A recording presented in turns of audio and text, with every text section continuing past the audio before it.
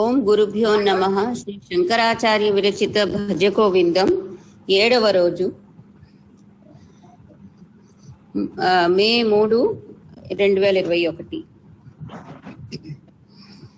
నిన్న శ్లోకం 4వ శ్లోకము చదివాము.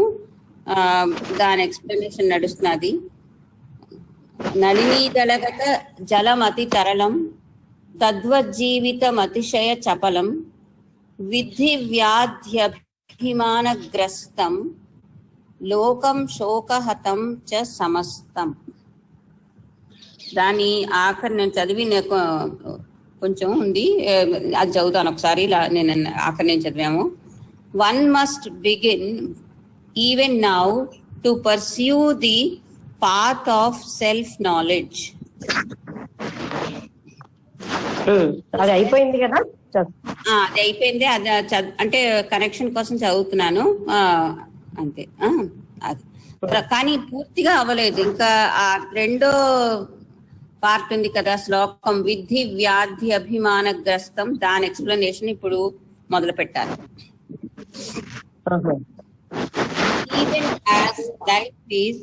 Even as life is, the world too is full of misery. Hello, వినిపించిందా? Even as life is, the world too is full of misery and is inconstant. అంటే ఇప్పుడు మనం చెప్పాల్సిందా ఇది? ఇదే చెప్పాలి. నిన్న ఇది చదవలేదు.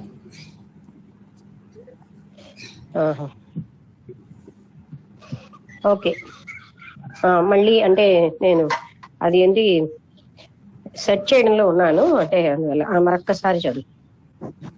Even as life is, the world too is full of misery and is inconstant. అది అంటే మన జీవితం ఎలాగైతే పూర్తిగా అశాశ్వతంగా దుఃఖాలతో ఉందో, ఈ ప్రపంచం కూడా అలాగనే ఉంది అని చెప్తున్నారు, దుఃఖమయంగా. Not only this world, but the other worlds also. ఈ జగత్తే కాదు, మిగతా జగత్తులు కూడా ఇలా దుఃఖమయంగానే ఉన్నాయి. Physical disease and mental conceit hold the world in their grip. Physical disease అంటే భౌతికంగాను మోసము, అదే ఫిజికల్ డిసీజ్ అంటే జబ్బు. మెంటల్ కన్సీట్ అంటే మానసికంగా మోసం చేయడం, అన్ని చోట అంతటా ఉన్నాయని. As the Buddha declared in quotations, all is misery, all is momentary, sarvam dukkham, sarvam kshanikam. అది బుద్ధుడు ఏం చెప్పాడు? ప్రతిదీ క్షణికం, ప్రతిదీ దుఃఖమయం. Everything other than Brahman is affected by defects. అది బ్రహ్మ పదార్థం తప్ప మిగతావన్నీ కూడా చాలా లోపభూయిష్టంగా ఉన్నాయి కదా. Even heavenly enjoyment is transitory. అది స్వర్గ సుఖాలు కూడా శాశ్వతమైనవి కాదు. So one should not trust what is finite and perishing.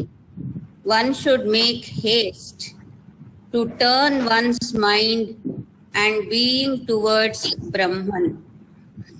అందుకని ఏదైతే అశాశ్వతమో, ఏదైతే నశించిపోతుందో దాని వైపు మనస్సుని మనం పెట్టుకోకూడదు. అవన్నీ అశాశ్వతమైన వారే జగత్తులో ఉన్నవన్నీ. అందువల్ల ఏదైతే నశించిపోతాయో వాటిని మనం పట్టుకోవడానికి, శాశ్వతంగా పట్టుకోవడానికి ప్రయత్నించకూడదు. శాశ్వత సుఖాలు వాటిలో వస్తాయని మనం ప్రయత్నించకూడదు. అండ్ ఆఖరిన రాసింది turn one's mind, make haste to turn one's mind and being towards Brahman. అది అందుకని అటువైపు నుంచి ఆ బ్రహ్మత్వం వైపే మన మనస్సుని అటు టర్న్ చేయాలంటే తిప్పుకోవాలి. వీటి పక్కనే మనస్సు ఉన్ననాళ్ళు మనకి ఇవి దుఃఖాలనే ఇస్తూ ఉంటాయి. ఇవన్నీ అశాశ్వతమైనవి, క్షణిక సుఖాలు. అందుకని ప్రతి వాళ్ళు వాళ్ళ మనస్సుని బ్రహ్మత్వం వైపే తిప్పుకోవాలి అని బుద్ధుడు కూడా అన్నాడు. అంటే క్షణిక సుఖాలు బుద్ధుడు అన్నది ఏంటంటే ఇవన్నీ కూడా క్షణికం, అశాశ్వతం. అంటే ఏదైనా శాశ్వతంగా ఉండిపోవట్లేదు. ఓకే, నెక్స్ట్ 5వ శ్లోకము. యావద్విత్తో పార్జన సక్త స్థావత్ నిజ పరివారో రక్తః పశ్చాజ్జీవతి జర్జర దేహే వార్తా కోపిన పృచ్ఛతి గేహే. అది అంటే ఎన్నాళ్ళైతే ధనార్జన చేస్తూ ఉంటామో అప్పుడే ఈ పరివారం అందరూ కూడా ఆసక్తిగా ఉంటారు. ధనార్జన చెయ్యకపోతే ఎవరు కూడా పట్టించుకోరు. జర్జర దేహే అంటే ఈ శరీరం కూడా అశాశ్వతమైంది. As long as you have the ability to earn money, so long will your dependents be attached to you. అంటే ధనమార్జించినటువంటి యజమానిని ఇంట్లో ఎవరు కూడా ఆదరణగా చూడరు. వాళ్ళ సంబంధ బాంధవ్యాలను కూడా తెంపేసుకుంటారు. అంటే ఇక్కడ దేంతో సంబంధం? ధనంతో, ఆ వ్యక్తితో కాదు అని మనకు గుర్తు చేస్తున్నారు. నువ్వు ఎన్నాళ్ళు ఉపార్జన చేస్తావో, విత్తం అంటే ధనం, అన్నాళ్లే ఈ పరివారం నీ పట్ల ఆసక్తి కలిగి ఉంటారు.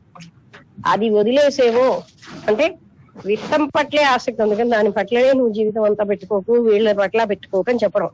తర్వాత after that when you live with an infirm body, no one would even speak to you a word. అది ఎప్పుడైతే ఇన్ఫార్మ్ బాడీ అంటే ముసలితనం వచ్చేస్తే శరీరంలో జవసత్వాలు పోతాయి, అప్పుడు ఎవరు నీతో మాట్లాడరు కూడా. ఇప్పుడు జరుగుతుంది అదే కదా. తల్లిదండ్రులు బాగున్నన్నాళ్ళు వాళ్ళ సేవలు అందుకుంటున్నారు, వాళ్ళు ఏమి చేయలేనప్పుడు ఓల్డేజ్ హోమ్ లో పడేస్తున్నారు. అంటే పనికిరాని వాళ్ళగా. ఇక్కడ మనకు గుర్తు చేస్తుంది ఏంటంటే మనం ఆర్జించినటువంటి ఈ ధనమే, నువ్వు ధనం ఆర్జించినప్పుడే నీ పరివారం అందరూ ఆనందంగా నేను ఆసక్తిగా చూస్తారు సుమా. నీకు ముసలితనం వచ్చినా నిన్నెవరూ పట్టించుకోరు.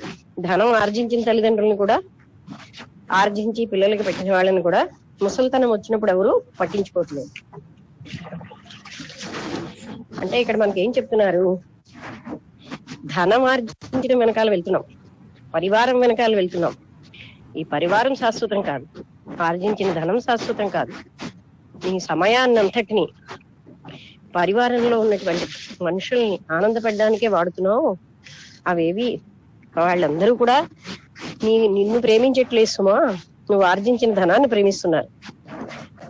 నువ్వు ఎన్నాళ్ళైతే ధనార్జన చెయ్యవో, చేస్తున్నావో అన్నాళ్లే వాళ్ళు నిన్ను పరివారం అంతా బాగుంటారు. అందుకని నా పరివారం అనుకుని మోహం పెంచుకోవద్దు. ఇక్కడ మనం బాగా గమనించాల్సింది ఏంటంటే, అదే నేను ఇమేజ్ లవ్ అనే టాపిక్ లో చెప్పాను.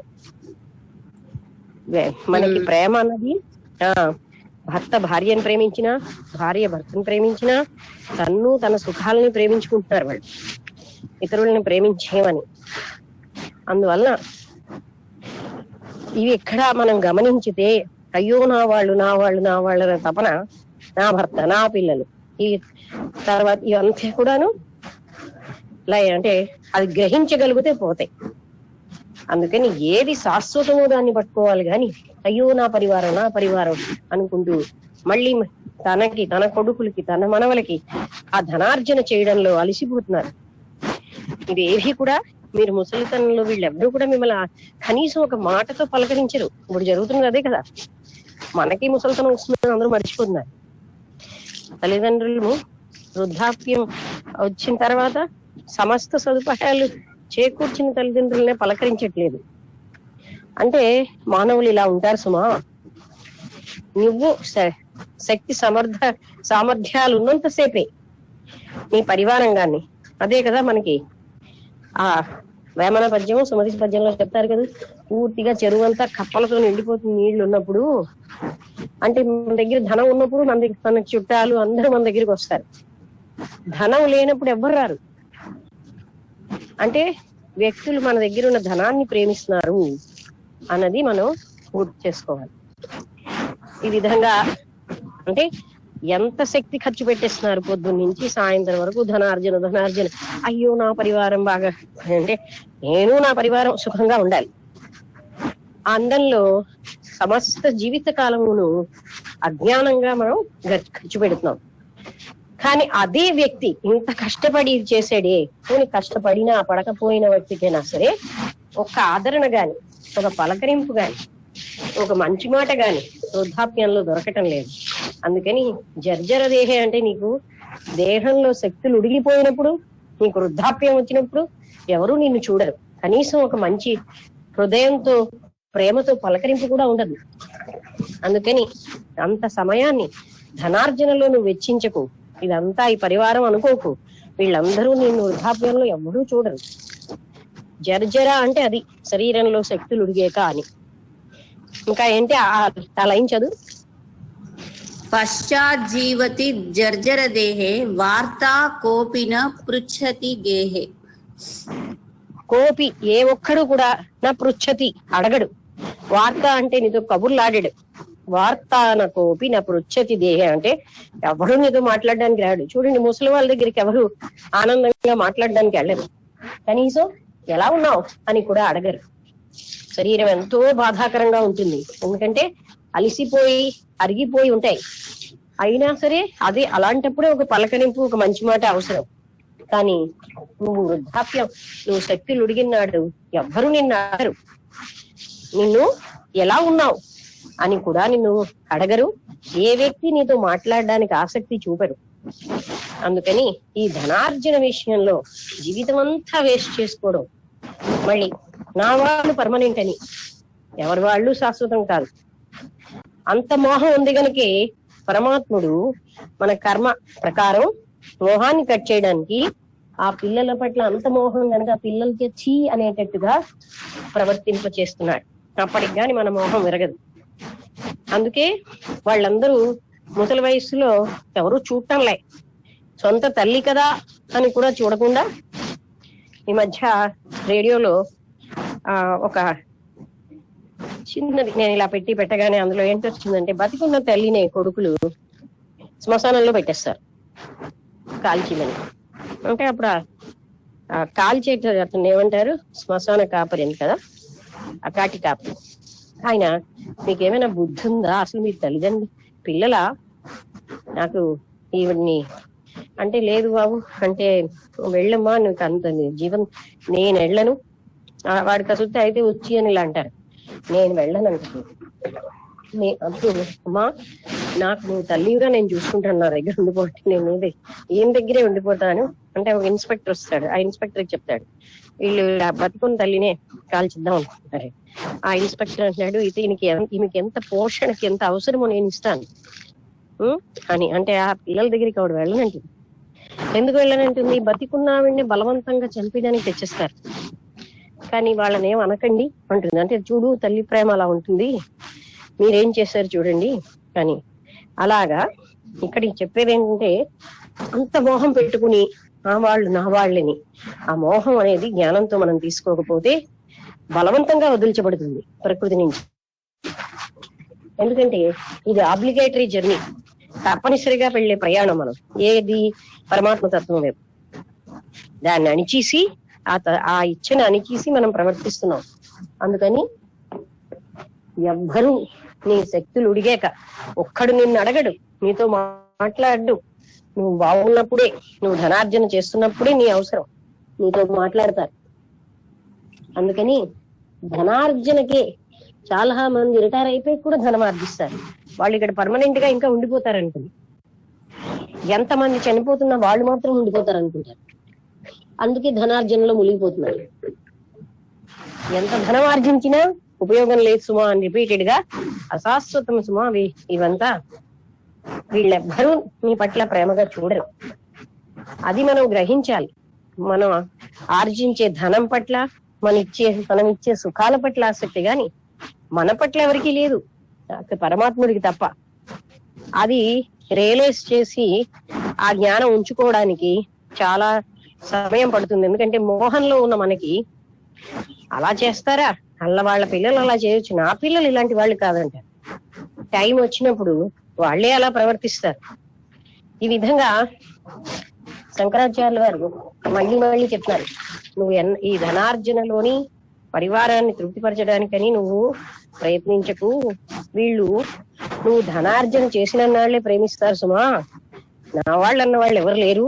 నువ్వు ఎప్పుడైతే ముసలైపోతావో ఒక్కడు కూడా నువ్వు ఎలా ఉన్నావని పలకరించరు. జవసత్వాలు ఊడాక ఎవ్వరూ నీతో మాట్లాడడానికి రారు.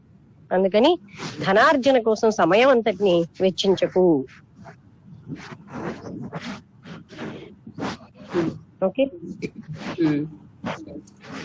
Meaning, unfortunately it is a money-centered world in which we live.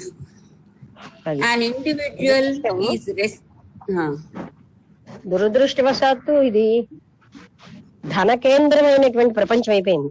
ధనం ఉన్నవాళ్లే గొప్పవాళ్ళు, ధనం ఆర్జించడమే జయం అనేటట్టుగా మనం తయారయ్యాం. ధనంతోటే ముడి.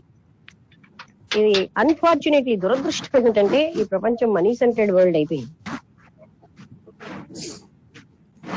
An individual is respected and sought after, usually so long as he has the power of the purse. పర్సా? Power of the purse. Purse అంటే పర్సులో ధనం ఉన్నంత కాలమే అందరూ అతన్ని వెనకబడతారు, ప్రేమిస్తారు.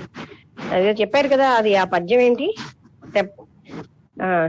తెప్పలుగా నీరు నిండిన కప్పలు 10 చేరు అంటే, అలాగా మన దగ్గర ధనము అది ఉంటేనే అందరూ ప్రేమిస్తారు. ఏమీ లేనప్పుడు ఎవరు నన్ను అడగరు. ఇక్కడ వీళ్ళు పొంగిపోతుంటారు, ఓహో నన్ను ప్రేమిస్తున్నారు. ప్రశ్నించుకోవాలి, నేను వాళ్ళకి ధనం ఇవ్వకపోతే ఎవరు ప్రేమించరు. నన్ను ప్రేమిస్తున్నారా, ధనాన్ని ప్రేమిస్తున్నారా? అలాగా నేను ఇచ్చే సుఖాలను ప్రేమిస్తున్నారా, నన్ను ప్రేమిస్తున్నారా? వివేకం ఉన్నవాడు ఇవన్నీ ఆలోచించుకోవాలి. ఎవ్వరూ శాశ్వతంగా మన్ని అకారణంగా ప్రేమించేవాడు ఒక్క పరమాత్ముడు తప్ప మరెవ్వరూ లేరు. ఈ విషయం మనం బాగా అర్థం చేసుకుంటే కానీ మనకి వైరాగ్యం రాదు. అయ్యో వీళ్ళు నా వాళ్ళు, నన్ను ప్రేమిస్తారు, నన్ను చూస్తారు. వీళ్ళేం చూస్తారు, వాళ్ళని వాళ్లే చూసుకోలేరు. ఆ పరమాత్ముడే చూడాలి తప్ప మనం చేసిన ధర్మమే చూడాలి. ఈ పిల్లలు చూస్తారు, వాళ్ళు ఆపర్చునిస్టులు. అవకాశం వచ్చిందో, నా పిల్లడు ఆపర్చునిస్ట్ కాదంటారు. ఆ భార్యతోటి వస్తుంది విషయం. అప్పుడు భార్య ముఖ్యమే కానీ నీకు తల్లి ముఖ్యం కాదు అని. ఎందుకంటే ఇద్దరిని కాంప్రమైజ్ చేయలేకపోతాడు. తర్వాత ఆయనకు కూడా ఇదంత ముఖ్యం అనిపించదు ఆ సమయానికి. ఈ తల్లే కదా ఇంత చేసిందని ఎవరికి ఉండదు. ఈ తండ్రే కదా నాకు ఇంత ధనం ఇచ్చి నన్ను చక్కగా విద్యాబుద్ధులు చెప్పించేయడం ఉండదు. నా సుఖం నాకు ముఖ్యం. అందుకని ఇది సహజం సుమా ఈ ప్రపంచంలో. అందుకని నువ్వు అసలైన శాశ్వతమైన పరబ్రహ్మతత్వాన్ని పట్టుకో. అశాశ్వతమైనటువంటి పరివారము అనుకుని వేలాడకు. వాళ్ళ కోసం నువ్వు జీవితం అంతా శక్తులు ఖర్చు పెట్టి ధనార్జన చెయ్యకు. ఈ ధనం అంత ప్రాముఖ్యత కాదు. నిన్ను ముసలితనంలో నీ శక్తులు ఉడిగిపోయినప్పుడు నీకెవ్వరూ సహాయం చేయరు. కనీసం ఎలా ఉన్నామని పలకరించరు. నీతో మాట్లాడే వాళ్ళు ఎవరు ఉండరు. ఓకే.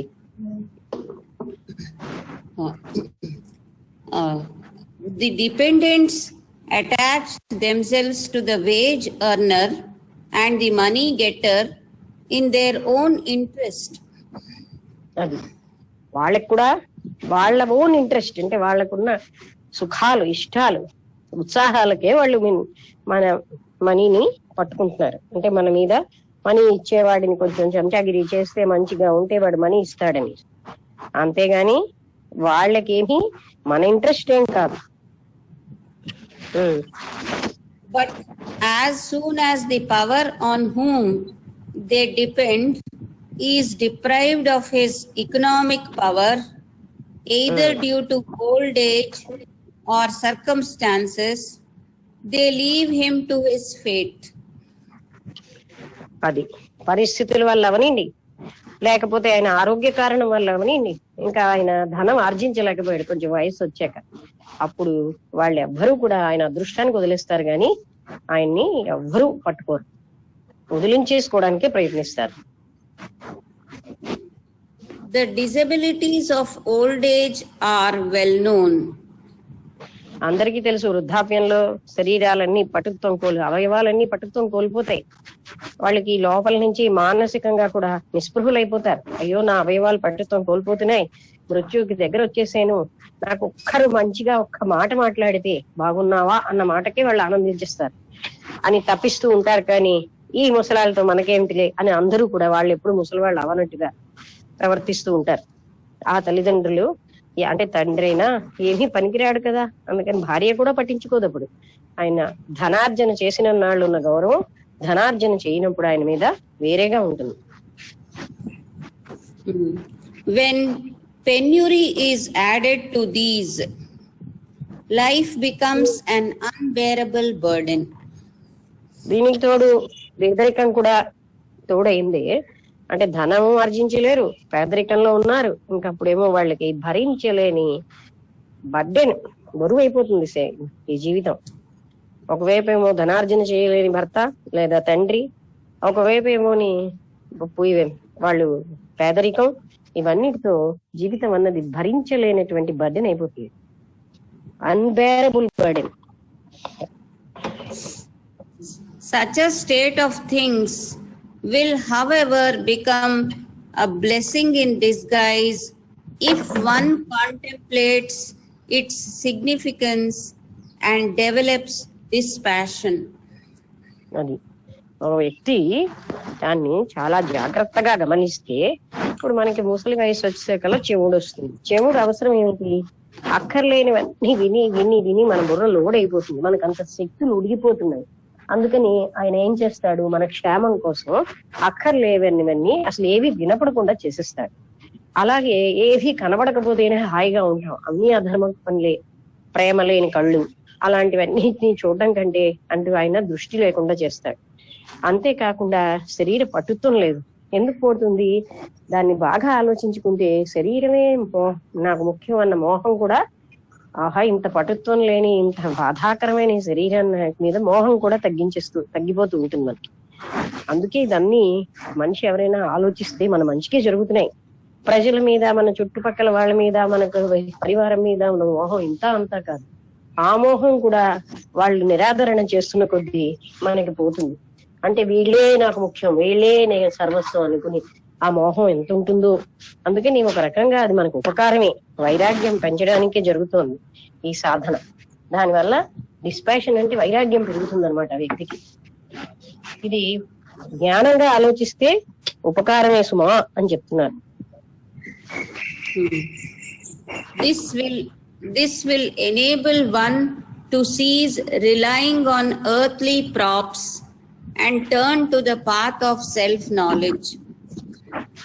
ఇలా జరగడం అన్నది వృద్ధాప్యంలో, అప్పుడు మనం ప్రాపంచిక విషయాలను పట్టుకుని వేలాడడం నుంచి పరమాత్ముడి వైపు వెళ్తాం. శక్తులు ఉడిగిపోయిన శరీరం, ప్రేమాభిమానాలు లేని పరివారం, ఇవన్నీ కూడా మనకు అవసరమే. అప్పటికి కానీ మనకి ఈ ప్రపంచాన్ని ప్రేమించడం వదలం, అందుకని ఈ దేహాన్ని ప్రేమించడం వదలం. అలాంటి వైరాగ్యం రావడానికి ఇవన్నీ అవసరమే.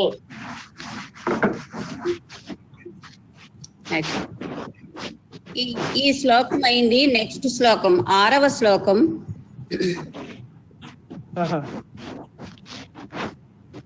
యావత్ పవనో నివసతి దేహే తావత్ పృచ్ఛతి కుశలం గేహే. ఎన్నాళ్ళైతే మనకి ఈ ఊపిరి అన్నది ఉంటుందో అప్పుడే ఈ శరీరం బాగుంటుంది. పవనం అంటే గాలి.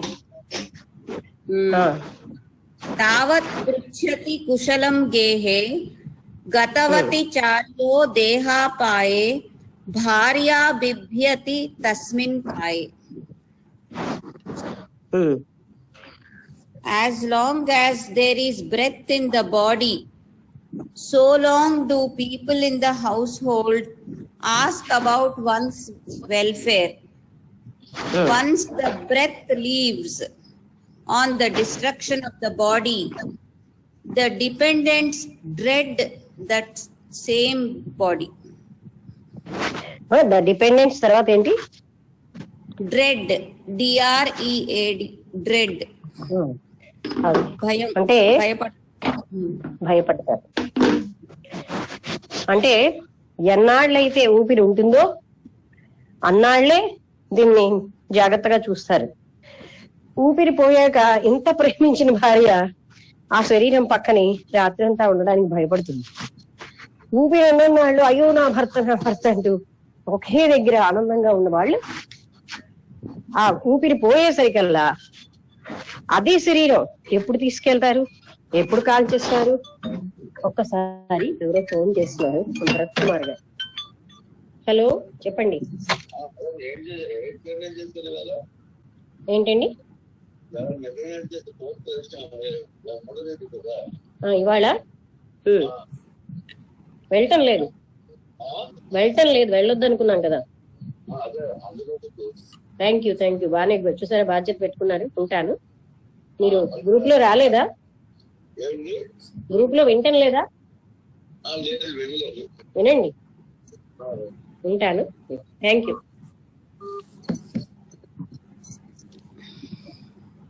ఓకే, వినబడుతుందా అందరికి? వినిపిస్తున్నారు. అదే అంటే ఆ ఊపిరి పోయాక ఆ పక్కనే అంతకు ముందు అందరు పిల్లలు అమ్మ నాన్న అని పట్టుకుంటారు, అమ్మ అని.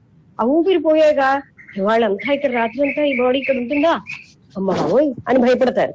మాకెవరైనా సహాయం ఉండాలి అంటే అదే శరీరాన్ని అది ఎప్పుడు ఈడు చేస్తారు, ఎప్పుడు పట్టుకుపోతారు, ఎప్పుడు కాల్ చేస్తారని చూస్తారు. అంత ప్రేమించినది అప్పుడేమోని ఒక్క క్షణం దగ్గర వెళ్ళడానికి ఇష్టం ఉండదు, అలాగైపోతుంది. అందుకని నువ్వు జ్ఞాపకం పెట్టుకో, నీ శరీరము దాని యొక్క ఆ ప్రేమ ఇవన్నీ శాశ్వతమైనవి కావు. ఆ ఊపిరి పోయిందో శరీరం పనికిరాంది అయిపోయింది, భయపడతారు కూడా మనుషులు అని చూపిస్తున్నారంటే ఎంత కష్టమైన విషయమో చూడండి. అంటే భయపడ్డం అంటే ఇన్నాళ్ళు ప్రేమించిన వాళ్ళే ఎప్పుడు తీసుకెళ్ళిపోయి ఎప్పుడు దీనికి ఆలోచిస్తారని వెయిట్ చేస్తూ ఉంటారు. అదే ఆశ్చర్యకరమైనటువంటి విషయం. అందుకని ఇవన్నీ మనం గుర్తు పెట్టుకుంటే అంత శాశ్వతమైనటువంటి మమకారాన్ని, ఆ మోహాన్ని తగ్గించుకోగలం. ఎందుకంటే కేవలం ఊపిరిన్నంతసేపే ఇది పని. అన్నీ తెలిసినా అయినా మేము అలాగే ఉంటామని అంటే అది మనం విచారణ చేసుకోవాలి. చేసుకోకపోతే మనకి ఏవి కూడా అవన్నీ దుఃఖం పాలైపోతూ ఉంటాం, నిస్పృహలు పాలైపోతాం జీవితం అంతా. Okay, this again is a verse designed to generate dispassion in the mind of the disciple. అంటే ఈ వరుస ఏం చేస్తుందంటే, ఈ శ్లోకం శిష్యుడి యొక్క మనసులో వైరాగ్యాన్ని జాగృతం చేస్తోంది. నిజమే కదా, నన్ను ఎవరు ఎంతసేపు ప్రేమిస్తారు? శరీరంలోని శ్వాస ఆడినంతసేపే. శ్వాస ఆడినప్పుడు భయపడతారు దీన్ని చూసి. అంటే ఎంతకాలం దీని మనుగడ, ఎంత ప్రేమ ఇవన్నీ. అంటే శాశ్వతమైన ప్రేమ అంటూ ఏదీ లేదు. శరీరాన్ని ఎంత వేగం కాల్చిస్తారా అనేది అందరూ వెయిట్ చేస్తారు. అది అందరికీ తెలుసున్న విషయమే. అది మనం జ్ఞాపకం చేసుకోవడం వల్ల వైరాగ్యం అన్నది మనకి ఉద్భవిస్తుంది. అది ఉద్భవించడానికే ఆయన ఈ శ్లోకాల ద్వారా మనకి దేన్ని ఎంత ప్రేమించాలి అనే విషయం చూపిస్తున్నారు. It is astounding that there is so much of body worship in the human world. అది అస్టౌండింగ్ అంటే గొప్ప ఆశ్చర్యకరమైన విషయం ఏంటంటే, ఇంత శరీరాన్ని వర్షిప్ అంటే పూజ చేస్తున్నాం మనం. అది ఆ శరీరం ఏది శరీరం అయితే అశాశ్వతమైందో అటువంటి శరీరాన్ని పట్టుకుని మనం ఎంత అపరూపంగా చూసుకుంటాం. అదే శరీర పూజే మనం ఎక్కువ. పొద్దున్న లేచిన దగ్గర నుంచి మనకి ఏది ఇష్టమో అదే చేస్తాం భక్తి అన్న పేరుతో. భగవంతుడికి కూడా ఎప్పుడు పూజ అయిపోతుంది, ఎప్పుడు ఆకలి. అంటే ఇంత శరీరం అనే దాని మీద మనకి చాలా మమకారం. అది అస్టౌండింగ్ అంటే ఏమిటంటే అలాంటి ఆశ్చర్యం కాదు, గొప్ప ఆశ్చర్యకరమైన విషయం అని చెప్తున్నారు. What an amount of time and energy is wasted in the glorification of the body. అది ఎంత ఎనర్జీ, ఎంత సమయం ఖర్చు పెడతాం. ఈ శరీరం ఏమో ప్రకాశవంతంగా దీనికి దాసోహం అంటూ ఇదే సర్వస్వం అనుకుంటూ ఎంత ఖర్చు పెడుతున్నామండి శక్తిని, టైముని. పొద్దున్న లేచిన దగ్గర నుంచి ఓ డైరీ రాసుకుంటే శరీరం కోసం ఖర్చు పెట్టేదే ఎక్కువ. ఇప్పుడు మనం పిల్లలకి వాళ్ళకి చేస్తున్నాం, రేపు పొద్దున వాళ్ళు చేస్తారు, అక్కడ కూడా స్వార్థమే మళ్ళీ మనకి ఈ శరీరాన్ని. ఇలాంటివన్నిటితోటి మన టైం అంతా కూడా ఈ శరీరమే ముఖ్యమైన దానికి ఖర్చు పెట్టేస్తున్నాం. ఎంత సమయం ఖర్చు పెడుతున్నామో చూడండి. ఏ శరీరాన్ని నిర్దాక్షిణ్యంగా కాల్చేస్తారో దానిలో శ్వాస పోయినప్పుడు ఆ శరీరం శాశ్వతం అనుకుంటూ మనం దాన్నే ముఖ్యంగా ప్రేమిస్తూ అపురూపం చేసుకుంటూ దాని సౌందర్యాలకి ప్రయత్నిస్తూ జీవితం అంతా ఖర్చు పెట్టేస్తున్నాం.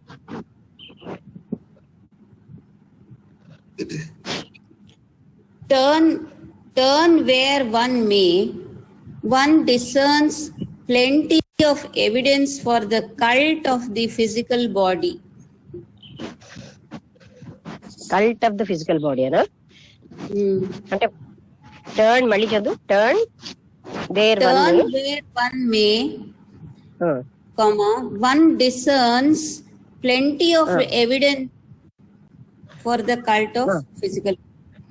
అది ఎన్ని నిరూపణలు ఉన్నాయో దీనికి, ఈ ఫిజికల్ బాడీ ఏమే మెయిన్ అనుకుని అదే మనం ప్రతి నిత్యమును దాన్ని కల్ట్ చేయడం, అంటే అది దాన్ని పోషించడం, దాన్ని సుఖపెట్టడం, దానికోసమే అలా మనం చూసుకుంటే ఎన్ని రకాలుగా ఉన్నాయో మనకి తెలుస్తుంది.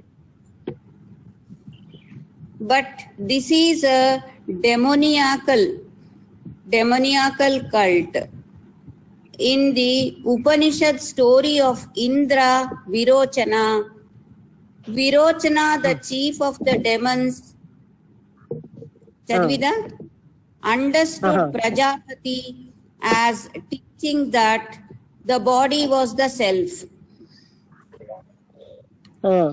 అంటే విరోచనుడు అనుకుంటాడు శరీరమే సెల్ఫ్, ఆత్మని. ఆయన ఎవరు? రాక్షసరాజు. He attired himself in Sunday clothes, embellished himself with fine ornaments, and looked at his own reflection in a pool of water. అది ఆయన ఏం చేస్తాడు? అందమైన దుస్తులు, మంచి మంచి ఆభరణాలు ధరిస్తూ ఎప్పుడు తన యొక్క అద్దంలో చూసుకున్నట్టుగా నీటిలో తన ప్రతిబింబాన్ని తను ఎంత అందంగా ఉన్నాడని చూసుకుంటూ ఉండేవాడు. అంటే శరీరమే సర్వస్వం అనుకుంది. He was mightily pleased and went back to his kind in order to preach that there was nothing greater than the body. ఆయన ఏమిటని ఇదంతా ఆనందపడిపోయి అందరి దగ్గరికి వెళ్ళి శరీరం కంటే గొప్పది ఏమీ లేదు అని. ఇప్పుడు చాలా మంది కూడా అదే చెప్తారు, శరీరం చాలా ముఖ్యం, అంటే అదే చాలా గొప్పది, ప్రతినిత్యము శరీరం సంగతి చూడు అంటూ. కానీ ఆ శరీరంతో ఎటువంటి వివేకపూరితమైన పనులు చేయాలి అనే దాని మీద కంటే శరీర పోషణ, శరీరం యొక్క సౌందర్యం, జిమ్కి వెళ్ళడం, ఆ తర్వాత వ్యాయామం చేసి శరీరాన్ని పుష్టిగా ఉంచుకోవడమే గాని, లేకపోతే శరీరానికి సమస్తమైన అపురూపాలు చేసి ఆభరణాలు ధరింపచేసి, మగవాళ్ళు కూడా ఆడవాళ్లే కాదు వాళ్ళకి వీలైన ఆభరణాలన్నీ ధరిస్తూ, ఆ తర్వాత మంచి అందమైన బట్టలు వేసుకుని శరీరమే ముఖ్యం, అది అందంగా కనబడాలి అంతే అని ఆ విరోచనుడు ఆ విధంగా అందరికీ బోధించేవాడు. చూడు, శరీరం చాలా ముఖ్యం, ఈ శరీరం యొక్క అందం, సౌందర్యం ఎంతో గొప్పది, దానికంటే మించింది ఏమీ లేదని ముందు తను అలా ఉండేవాడు, అందరికీ బోధ కూడా చేసేవాడు. రాక్షసరాజు కదా. But let us pause and reflect on the constitution and value of the body. ఒక గడి ఆగి మనం ఒక్కసారి ఈ శరీరం యొక్క నిర్మాణం, ఏమిటి అని మనం అంటే ఏ విధమైన వాటితో తయారైందని చూసుకుంటే అది అంత శాశ్వతమైనదా అనే సంగతి మనకి అర్థమవుతుంది. పాజ్ అంటే ఏంటంటే ఆగడం. లెటస్ పాజ్ అంటే లెటస్ స్టాప్ అండ్ రిఫ్లెక్ట్, ఆలోచిద్దాం శరీరం ఏమిటి. But the market value of the average man, according to an American professor, is about 90 cents, 98 cents. ఒక యావరేజ్ మనిషికి అది అది మార్కెట్ వాల్యూ 90 సెంట్లుట. అంటే ఒక మనిషిని అమ్మితే ఆ మనిషిని వినియోగించుకోవడానికి ఆ మనిషి ఖరీదు 90 సెంట్లుట. అంటే ఆయన ఇప్పుడు చూడండి, ఒక చెట్టుని అమ్మేది అనుకోండి, ఆ చెట్టు అంతా మన ఇంట్లో ఫర్నిచర్కి ఉపయోగపడుతుంది, ఇల్లు కట్టుకోవడానికి ఉపయోగపడుతుంది. ఆవు నమ్మిన ఆవు చనిపోయి ఉపకారం చేస్తుంది. మనిషికి ఏమీ విలువ లేదు, 90 సెంట్లేంట. అంటే ఒక యావరేజ్ మ్యాన్ ని అమ్ముతే. When the body is dead, not only does it have no value, it becomes a positive disvalue. చనిపోయిందంటే శరీరం, దానికి వాల్యూ లేదు. బతికున్న శరీరానికే 90 సెంట్లుట.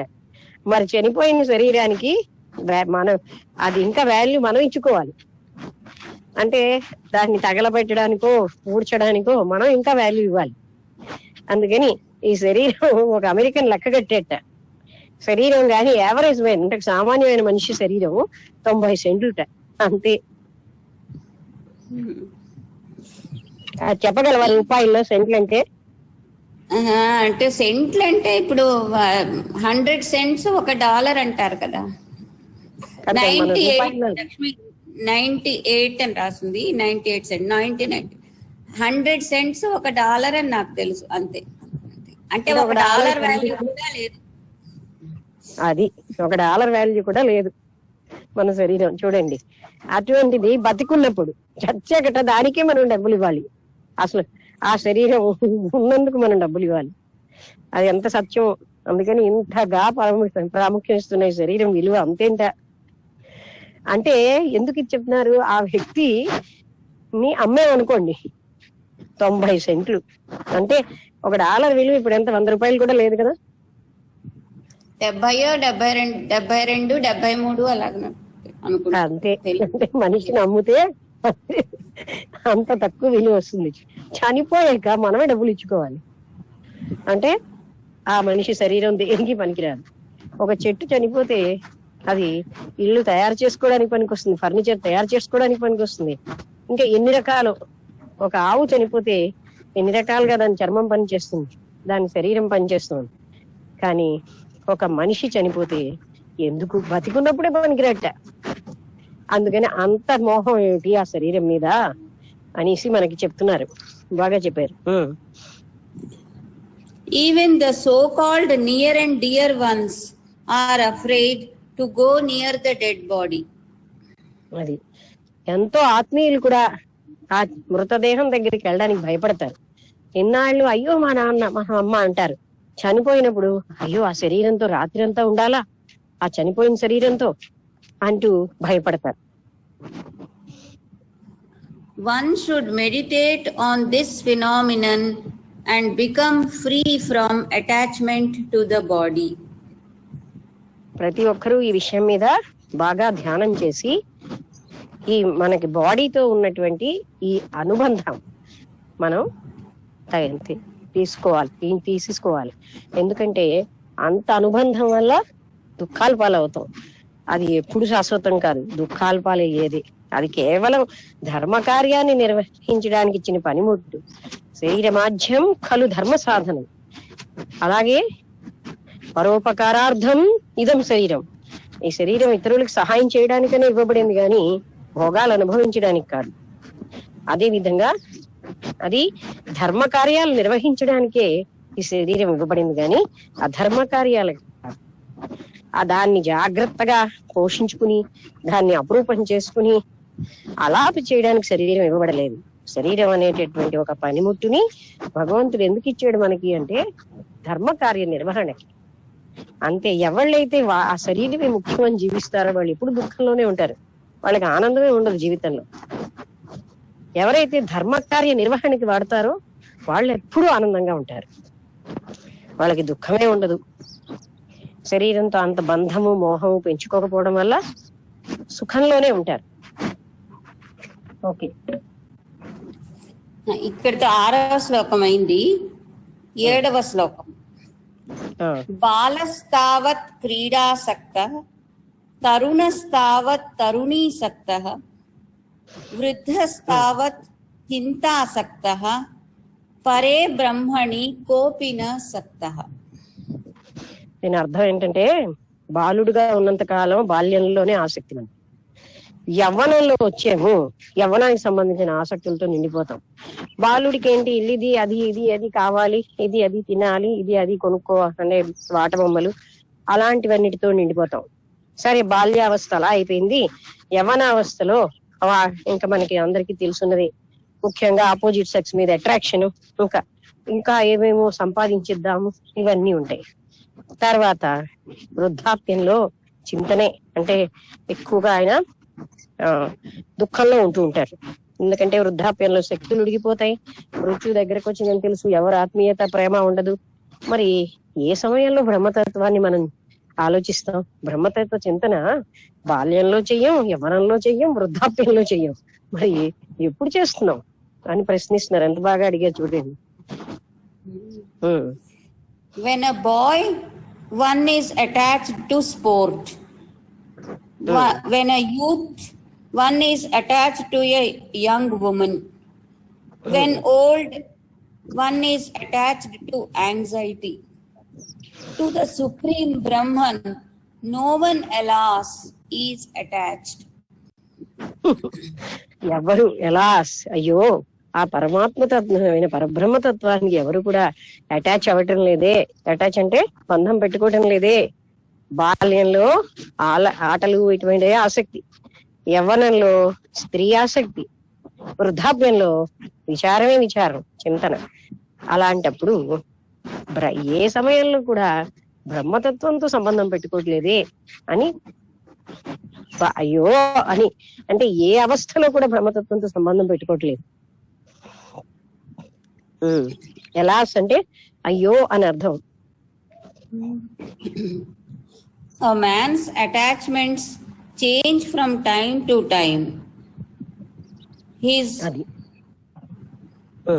obsessions vary in accordance with different periods of life. అది ఆయన యొక్క, అంటే మనం చిన్న వయసులో చాక్లెట్లు బిస్కెట్లు కావాలని, ఆటలు ఆట బొమ్మలు వాటిలోనే ఆసక్తి. అందుకని ఆ ఆసక్తి యవ్వనంలో ఉండదు. చాక్లెట్ల మీద ఇష్టమే పెద్దగా చూపించాం, ఆట బొమ్మలు అంటే పట్టించుకోం. ఆ యవ్వనంలో ఉన్న ఆసక్తులు ఆపోజిట్ సెక్స్ వాళ్ళని ఎలా ఎంజాయ్ చేయడం, స్త్రీకి సంబంధించిన విషయాలు, లేదా ఆపోజిట్ సెక్స్ ఎవరైనా స్త్రీ అయితే పురుషుడు. అయితే వృద్ధాప్యంలో అంటే ఒకే రకంగా ఉండటం లేదు, మన ఆసక్తులు ఎలా మారిపోతున్నాయి చూడండి. వృద్ధాప్యంలో ఇంకా ఏమీ కాదు తనకి, మరి చెప్పాడు కదా ఇందాకలో, పలకరించే వాళ్ళు ఉండరు, ప్రేమ ఇచ్చే వాళ్ళు ఉండరు, శరీరం శక్తులు లేకుండా అయిపోతుంది, అవయవాలన్నీ అరిగిపోతాయి. అటువంటిప్పుడు అది చింతనే, అంటే బెంగతో ఉంటారు. అందుకని ఆసక్తులు మన యొక్క అవస్థని బట్టి మారిపోతున్నాయి. బాల్యావస్థలో ఒక రకం ఆసక్తులు అయితే యవనావస్థలో ఒక రకమైన ఆసక్తులు, అదే వృద్ధాప్యంలో మరొక రకమైన. కానీ ఏ సమయంలో కూడా బ్రహ్మతత్వం మీద ఆసక్తి ఉండట్లేదు. In his childhood, his preoccupation is with toys and trinkets. అది చిన్న వయసులో కేవలంగా టాయ్స్ అండ్ ట్రింకెట్స్ అంటే తినేవి తాగేవి, అవే చిన్న వయసులో. ఆట బొమ్మలు, తినడం, తాగడం, ఇవే ఆయనకి ఆనందం. బాలుడికి అవే కదా. He lives in the play world and gives himself up to sport. Full stop. ఆయన ఆటల జగత్తులో జీవిస్తాడు, ఎప్పుడు కూడా ఆటలకే అంకితమై జీవిస్తాడు బాలుడిగా ఉన్నంత కాలం. As an adult, he becomes a denizen of the world of romance. కొంచెం యుక్త వయసు వచ్చేసరికల్లా ఆయన జీవించే ఆయన ప్రపంచం అంతా కూడా ఏ విధంగా ఆపోజిట్ సెక్స్ మీదకి వెళ్ళిపోతుంది. Romance, courtship, chivalry, carnal enjoyment occupy his attention. అది అంటే ఇంకంతా కూడా స్త్రీకి సంబంధించింది. ఆమెని ఎలాగా ఎంజాయ్ చేయాలి, కార్నల్ ఎంజాయ్మెంట్ అంటే సెక్స్ అన్నమాట. ఇలాంటి వాటితోటి నిండిపోతుంది యవనావస్థ అంతా. When a man grows old and decrepit, feelings of anxiety, dread, and fear take possession of him. Anxiety తర్వాత ఏం వాడు? Dread, D-R-E-A-D. వృద్ధాప్యం వచ్చేసరికల్లా ఆతురత, భయం, ఇవన్నీ నిండిపోతాయని. ఎప్పుడు భయమే అని. ఎక్కడ చచ్చిపోతాను, నాకు ఎవరు సహాయం చేయలేదు, నేను చేసుకోలేను, ఇవే భయాలు వృద్ధాప్యం అంతా. Thus an average నాకు ఎలా గడుస్తుందో.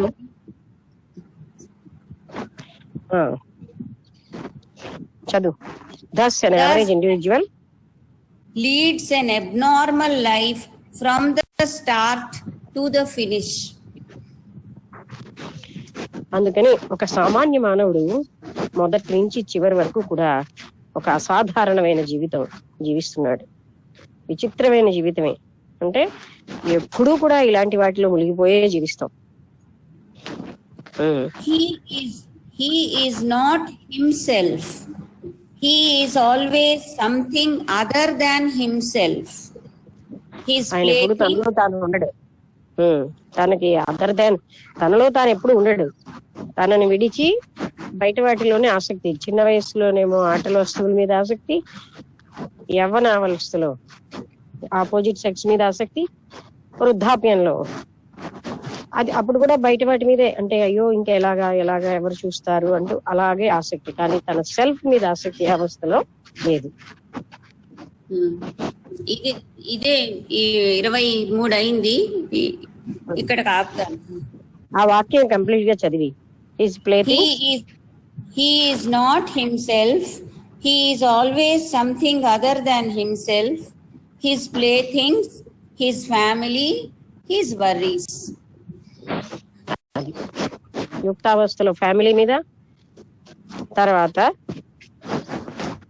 వృద్ధాప్యంలో వరి అంటే ఎప్పుడు విషాదమే, ఎప్పుడు ఆయనకి చింతలు.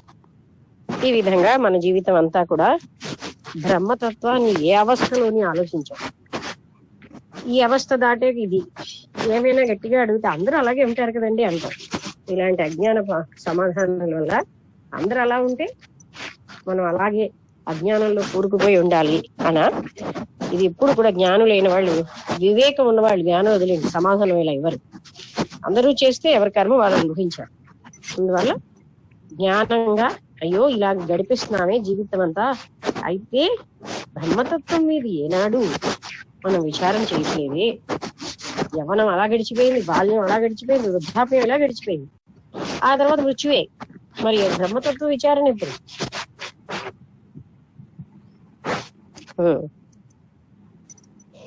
ఇది బాగుంది కదా. ఇవాళ మనకి ఏమిటంటున్నారంటే, ఎంత నువ్వు ధనోపార్జన చేసినా నీ కుటుంబం ఎప్పుడు కూడా నువ్వు ధనం ఆర్జించినంత సేపే కుటుంబ సభ్యులు నిన్ను జాగ్రత్తగా చూస్తారు.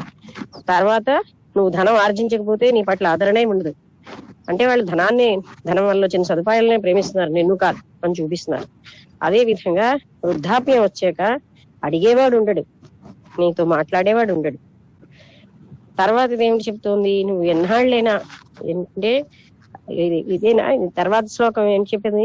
ఇది కాదా, ఇంకోటి కదా, యావత్ పవను నివసతి దేహే, ఎంతకాలం అయితే ఆ శ్వాస ఉంటుందో అంతకాలమే నీకు గౌరవం. అంటే నిన్ను జాగ్రత్తగా చూస్తారు, నావాడివి అని. ఆ ఒక్కసారి నీలో శ్వాస ఆగిపోయిందో నువ్వు అంటే భయపడతారు అందరూ. ఇంత ఆత్మీయులు కూడా ఆ శరీరం అంటే భయం. ఎక్కడ కాల్చేస్తారు, ఎప్పుడు కాల్చేస్తారు, ఎప్పుడు పట్టుకుపోతారనే చూస్తారు. అందుకంటే ఆ శరీరం నాకు ఇంత ప్రేమమయమైన శరీరం కదా అని ఉంచుకోరు. పైగా రాత్రి కాదు, కొన్ని గంటలు ఆ శరీరంతో ఉండడానికి భయపడుతున్నారు.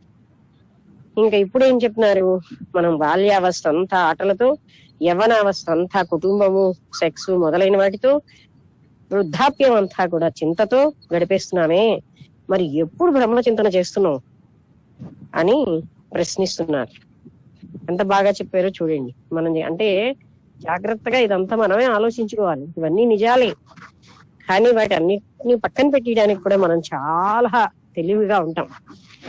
ఈ నిజాలన్నీ గుర్తు చేసుకుంటే మనకు హాయిగా ఉండదు కనుక పక్కన పడేస్తాం. చేస్తాంలే ఎలాగైనా, దాంతో ఏమిటి సంబంధం, మనం మాత్రం ఉండిపోతామని ఎక్కడో సబ్ కాన్షియస్ చెప్తూ ఉంటుంది. అందుకని జీవితం అంతా వేస్ట్ చేసుకుంటున్నాం. ఇప్పుడు ఏ అవస్థలో కూడా బ్రహ్మతత్వాన్ని కోసం, పరబ్రహ్మ స్వరూపం ఏదైతే మన అంతటికి పుష్టిని తుష్టిని మనకి ఆధారంగా ఉందో ఈ జగత్తంతటికి మనకి, దాన్ని ఏనాడు మనం గుర్తు చేసుకోం. మనం చేసే ఉపకారాన్ని ఎవరైనా గుర్తు చేసుకోకపోతే మనం ఎన్నిసార్లు గుర్తు చేస్తాం. మరి పరబ్రహ్మతత్వం మన జీవితానికి ఆధారమైన దాన్ని మనం గుర్తు చేసుకోకుండా జన్మలు గడిపేస్తూ ఉంటాం. ఎంత బాగానో శంకరాచార్యుల వారి జ్ఞాని గనక అసలైనటువంటి తత్వం వైపు వెళ్ళటం లేదే అనే బాధతో మనుషులందరికీ ఒక జ్ఞానం రావాలని, ఒక దయతో, కంపాషన్ తో ఇవన్నీ మనకి చెప్తున్నారు. ఇవన్నీ కూడా ఇలా టైం పాస్ చేసేయడమేనా? బ్రహ్మతత్వం కోసం విచారణ చేయటం లేదే. ఏదైతే శాశ్వతమో, ఏదైతే ఈ ప్రపంచంలో అశాశ్వతమైన వస్తువులు పట్టుకుని వెళ్లాడుతున్నావు, ఇవన్నీ అశాశ్వతం, వీటిలో శాశ్వత సుఖం లేనే లేదు. శరీరానికి అంత ఎక్కువగా ప్రాముఖ్యత ఇస్తున్నావు, అది నీ చేతిలో పనిముట్టు, అదేదో ధర్మకార్య ఆచరణకు వచ్చింది కానీ ఇవ్వడానికి ఇచ్చారు మనకి, కానీ అదే ముఖ్యమని దాన్ని అంత అంటే దాన్ని పట్టుకుని వేలాడకూడదు అని చెప్తూ మనకి ఇందులో చెప్పారు. అర్థమైంది కనుక మీ అందరూ మాట్లాడండి. బ్రహ్మతత్వ విచారణ ఎలా చేయాలి మేడం? ఏంటండి బ్రహ్మతత్వ విచారణ ఎలా చేయాలి? అసలు తెలియట్లేదు, ఏదో అనాస్తమం తప్ప. అయితే ఈ శరీరం యొక్క అశాశ్వతత్వాన్ని, ఈ జగత్తు యొక్క అశాశ్వతత్వాన్ని, ఈ ధనం యొక్క అశాశ్వతత్వాన్ని మనం బాగా తెలుసుకున్నాడు. వైరాగ్యం అన్నది మొదలైతే అప్పుడే బ్రహ్మతత్వం మీద ఆసక్తి అంకురిస్తుంది, అంటే స్టార్ట్ అవుతుంది. వీటి మీద మోహం ఉన్ననాళ్ళు ఆ బ్రహ్మతత్వ ఆసక్తి కూడా జనించదు.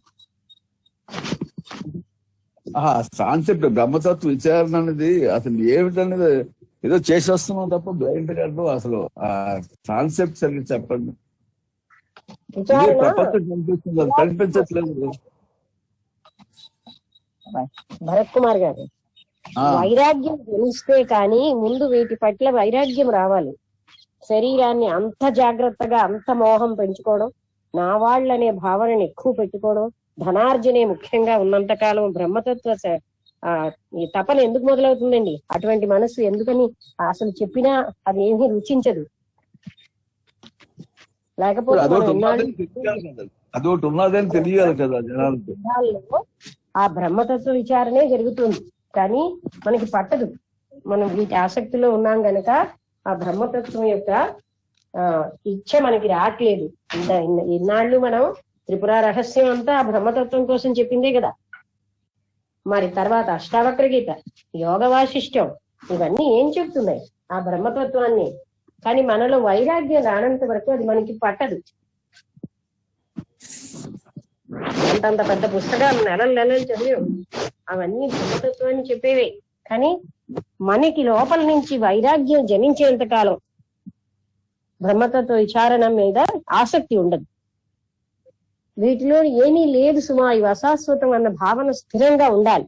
అప్పుడు మాత్రమే బ్రహ్మతత్వ జిజ్ఞాస మొదలవచ్చు. ఇప్పుడు మనం ఎన్నేళ్లే చదువుతున్నది అదే. త్రిపుర రహస్యం అంతా బ్రహ్మతత్వమే చెప్పింది. కొన్ని నెలల పాటు చదువుతున్నాం అవన్నీ. అష్టావక్ర గీత అంతా అదే చెప్పింది. యోగ వాసిష్టం అంతా బ్రహ్మతత్వం కోసమే చెప్పింది. కానీ మనకి ఎందుకు పట్టట్లేదు? ఇప్పుడు స్టీలు అట్రాక్ట్ చేయదు ఐరన్, ఇనుప రజల్ని. అది ఎప్పుడు అట్రాక్ట్ చేస్తుంది? ఇనుము పెడితేనే. అంటే ఎప్పుడైతే ఈ మోహాలు ఇవన్నీ అశాశ్వతం సుమా, ఈ శరీరం నాకు పనిముట్టే, దీనికి ఇంత నేను ప్రాముఖ్యం ఇవ్వక్కర్లేదని శరీరం మీద కూడా మోహం పోయినాడు, తన వాళ్ళన్న మోహం పోయినాడు, ప్రాపంచిక వస్తు సముదాయం మీద మోహం పోయినాడు, ఇంద్రియ ఆసక్తులు ఏమీ కావని వాటిని వదిలేసినాడు. ఆనాడు మనకి బ్రహ్మతత్వం పట్ల ఆసక్తి జాగరూకం అయితే అవ్వచ్చు, దైవా కృప ఉంటే, దైవానుగ్రహం ఉంటే.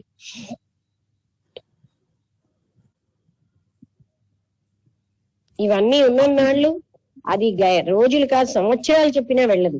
లేకపోతే 10 రోజుల ఎన్నాళ్ళు అయినా 7 రోజుల్లో చెప్పాడు ఏంటి మొత్తం జ్ఞానం. అలాగా ఒక్క క్షణంలోనే జరుగుతుంది. ఈ ఆసక్తులు ఉన్నంత కాలం అది జరగదు. అదేమి నువ్వు థియరీగా పెట్టుకునేదానికి అవదు. మిగతా జ్ఞానాల్లాగా నేను ఇవాళ ఎకనామిక్స్ నేర్చుకుంటాను, రేపేమో పాలిటిక్స్ తీసుకుంటానంటే అలాగ వచ్చేది అక్కడ స్టోర్ అయ్యే జ్ఞానం కాదు అది. దాని లక్షణంలోనే ఉంది వైరాగ్యం అన్నది. లేకపోతే అది అక్కడ ఏమీ కనబడదు మనకి, అక్కడే ఉంటుంది జ్ఞానం అంతా. కానీ మనం అంధులం అయిపోతాం. అందుకోసమే కదా ఇంద్రియ మనో నిగ్రహాలు, ఈ ఉపరతి తితీక్ష, ఈ లక్షణాలన్నీ ఎందుకు చెప్తున్నారు? అవన్నీ పెంచుకుంటే కానీ బ్రహ్మతత్వం అనగానే ఇవన్నీ ఎందుకు చెప్తున్నారు?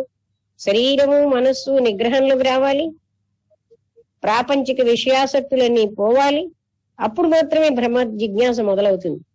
అవన్నీ ఉంచుకుని బ్రహ్మతత్వం కూడా విచారణ ఎలా చేయాలంటే చెప్పారు. అప్పటికి నువ్వు చదువుతున్నావు, పట్టదు మనకి. అవన్నీ ఉన్న మనస్సుకి బ్రహ్మతత్వ విచారణ పట్టదు.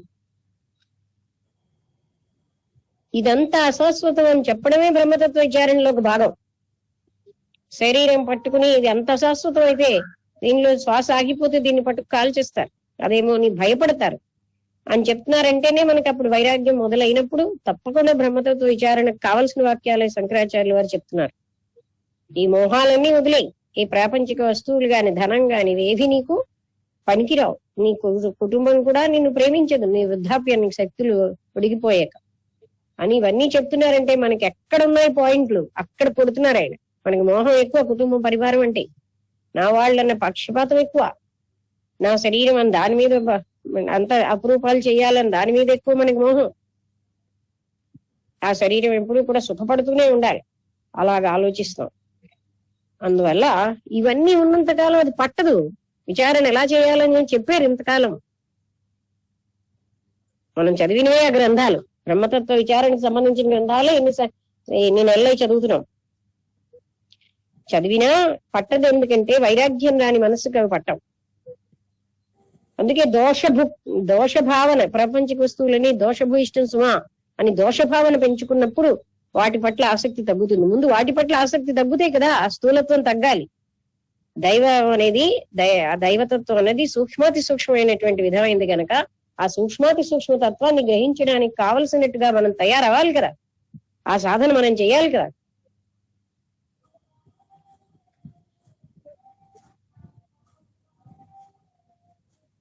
ఇది కూడా బ్రహ్మతత్వ విచారణే. శరీరం శాశ్వతం కాదు, నా వాళ్ళు శాశ్వతం కాదు, ప్రాపంచిక వస్తువుల్లో సుఖం లేదు. ఇవన్నీ బ్రహ్మతత్వ విచారణకి నాంది. అంటే ఇవన్నీ దాంట్లో భాగమే.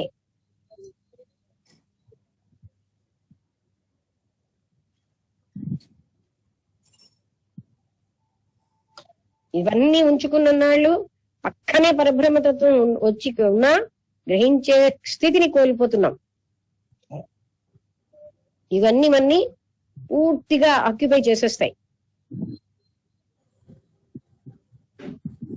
ఇప్పుడు మనకి మన ధనం పట్ల ఉన్న ఆసక్తి, మన ఆస్తుల పట్ల ఉన్న ఆసక్తి మనకి పరబ్రహ్మతత్వం పట్ల ఎక్కడుంది?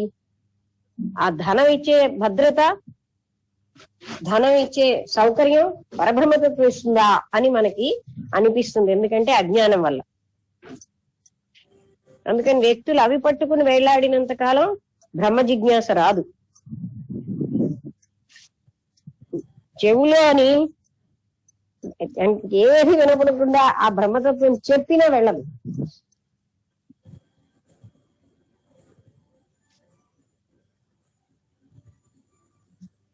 అర్థమైంది అనుకుంటాను.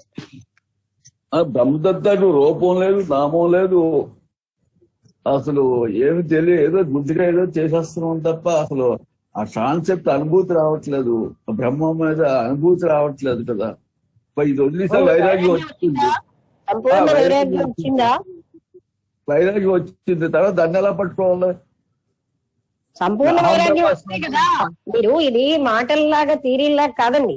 సంపూర్ణ వైరాగ్యం వచ్చిన మనస్సుకి సహజంగా వీటి పట్ల ఏమీ సంబంధం లేదనేటటువంటి ఒక పరిశుద్ధ అంతఃకరణ రావాలి. అప్పుడు ఎలా పట్టుకోవాలనేది లోపల నుంచే మనకు అన్ని తెలుస్తాయి. ఆ సంపూర్ణమైనటువంటి పరిశుద్ధ స్థితి వచ్చినప్పుడు అంతర్గతంగా ఉన్న ఆ గైడెన్స్ మనం వినగలుగుతూ ఉంటాం. ఎవ్వరూ చెప్పక్కర్లే, చెప్పింది వినం కూడా. ఇదే మీరు వైరాగ్యం అనుకుంటే అది కాదు.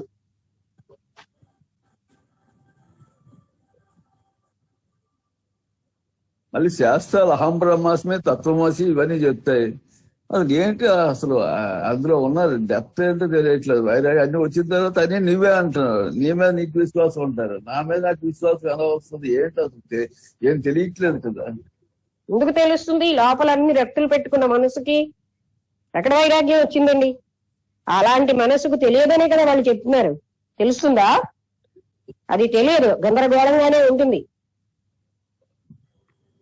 అది అంత దివ్యమైనటువంటి సూక్ష్మమైనటువంటి స్థూలమైన దాంతో పట్టుకోగలరా? మనసుతో మనసు పనిచేసినంతసేపు మీరు బ్రహ్మతత్వాన్ని పట్టుకోగలరా? పట్టుకోలేనంత మాత్రంలో అంత కేర్లెస్ గా అవన్నీ ఏదో చెప్పేస్తున్నాయి అని మాట్లాడొచ్చినా మనం అసలైన అర్హతను పెంచుకున్నామా? మనస్సు పనిచేస్తూనే ఉంది, రాగద్వేషాలతో ఉంది, విసుగుంది, సహనం లేదు. ఆ పరబ్రహ్మతత్వం వచ్చి మన దగ్గర కూర్చోవాలా? ఏం బాగా చెప్తున్నారు.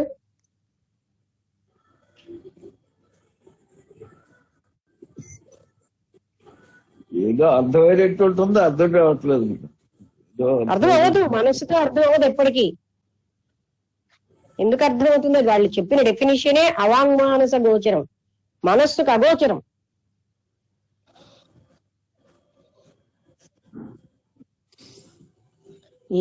ఒక వెంట్రుక రాసి ఎంత మోహం ఉండిపోయినా మీకు అది దొరకదు. అప్పుడు మనం మాట్లాడాలి. వీటిలో కూరుకుపోయి ఇదే సర్వస్వంగా నాకు అర్థం కాలేదు నా మనస్సుకి అంటే అది మనస్సుకు అర్థమయ్యేది కాదు.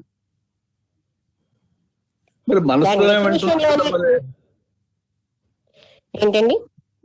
వినడం మనసుతోనే వింటున్నది, మరి మనసు అర్థం కానప్పుడు వినడం అనవసరం కదా. కానివ్వండి, మనస్సుతోటి ఆ ఉత్సాహం ఉన్న వాళ్ళు మనస్సు తోటి వింటున్నా మనస్సుని లయం చేసుకోవాలన్న విషయం కూడా ఆ మనస్సుతోటే చేస్తున్నాం. అంటే ఒక మనస్సు పని చేస్తుంది ఒక దగ్గర, ఆ మనస్సు ఇంకొక దగ్గర పని చేయదంటే మనస్సు అనవసరం అంటే ఎలా? అది మనస్సు పనికిరాని పనిముట్టు అనంతత్వాన్ని తెలుసుకోవడానికి. ఎలా ఏంటి? అంతే, అది పనికిరాదు. అక్కడ పనికిరాని దాంతో మీరు ఎలా తెలుసుకోగలరు? వినడం వరకు, దాని సంగతి తెలుసుకోవడం వరకే మనసు అవసరం.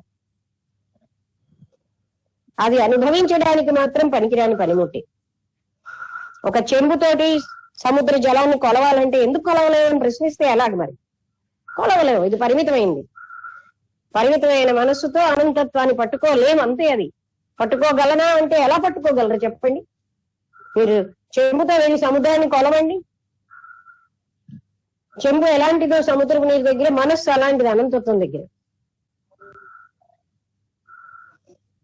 అందుకని శాస్త్రం పట్ల అనంతమైన విశ్వాసంతో ముందుకెళ్ళాలి తప్ప చెయ్యవలసిన చెయ్యకుండా నాకు వచ్చేసింది, నాకు ఇంక నేను ఇప్పుడు నాకెందుకు దొరకట్లేదు కనుక లేదంటాను అని అన్నవాళ్ళు చాలా మంది ఉన్నారులేండి. వాళ్ళు నశించిపోతున్నారు కానీ ముందుకు వెళ్ళట్లేదుగా. జాగ్రత్తగా వినాలి. అవాంగ్ మనసు వాక్కుతో వర్ణించలేము, మనస్సుతో పట్టుకోబడదు, మనస్సుకు అతీతం అది. మనస్సుతో పట్టుకోబడినంత మాత్రంలో లేదు అని అంటే చాలా మంది ఉన్నారు ఇలాగా అని పక్కదారులు పట్టిన వాళ్ళు అని చెప్పారు కదా త్రిపుర రహస్యంలో కూడా. మనకేమో మనస్సు లేకుండా ఉండడం చేత కాదాయే, నేను అన్నది నశించాలి. అప్పుడు మాత్రమే ఆ పరబ్రహ్మతత్వాన్ని మనం అనుభవించే స్థితికి వస్తాం. అనుభవించేవాడు ఉండడు అక్కడ. నేను అని ఉంటే కదా, మనసు ఉన్నంతసేపు నేను నా ఉంటాయి.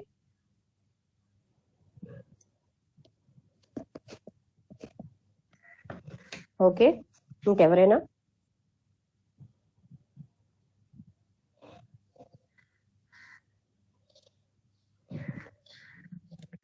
తర్వాత పరబ్రహ్మతత్వం కోసం అంత విసుగ్గా ఉండకూడదు. జాగ్రత్తగా, శ్రద్ధతో, భక్తితో మనం ముందు మనస్సు అన్నది లేకుండా, మనసులో దోషాలు అన్నవి లేకపోతే కదా మనస్సు లేని పరిస్థితికి వెళ్తుంది.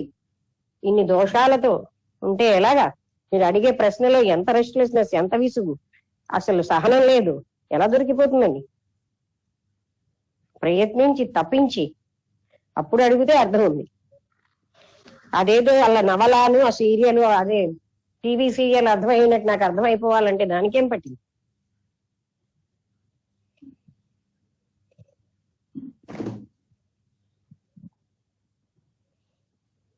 ఓకే, ఇంకెవరైనా ఏమైనా ప్రశ్నిస్తారా? ఎవరైనా ఏమైనా చెప్తారా?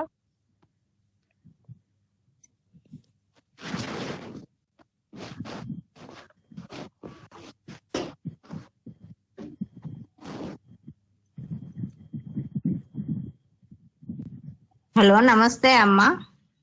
నమస్తే అండి. అదే ఈ భజగోవిందం ద్వారా భజగోవిందం ద్వారా మీరు చెప్తున్నవన్నీ బాగా అర్థం అవుతున్నాయమ్మా. ఈ ఐహికమైన భోగాల మీద వ్యామోహం ఉన్నంతసేపు, దేహం మీద, ఇంద్రియాల మీద, ఈ శారీరక సౌఖ్యాల మీద, ధన వ్యామోహం, వీటన్నిటి మీద మోహాలు ఉన్నంత వరకు పరబ్రహ్మ తత్వాన్ని తెలుసుకోనులేము. ఆ దిశగా నడవడం కూడా చాలా కష్టం అని అర్థమైందమ్మా. ఎప్పుడు పరబ్రహ్మ తత్వంలో ఉండేలాగా మనల్ని మనం తయారు చేసుకుంటే కానీ ముందుకు వెళ్లే స్థితి లేదని బాధపడింది తల్లి. మా కోసం ఇంత ప్రయాసపడి మీరు బోధపరుస్తున్నందుకు ధన్యవాదాలమ్మా. సంతోషం.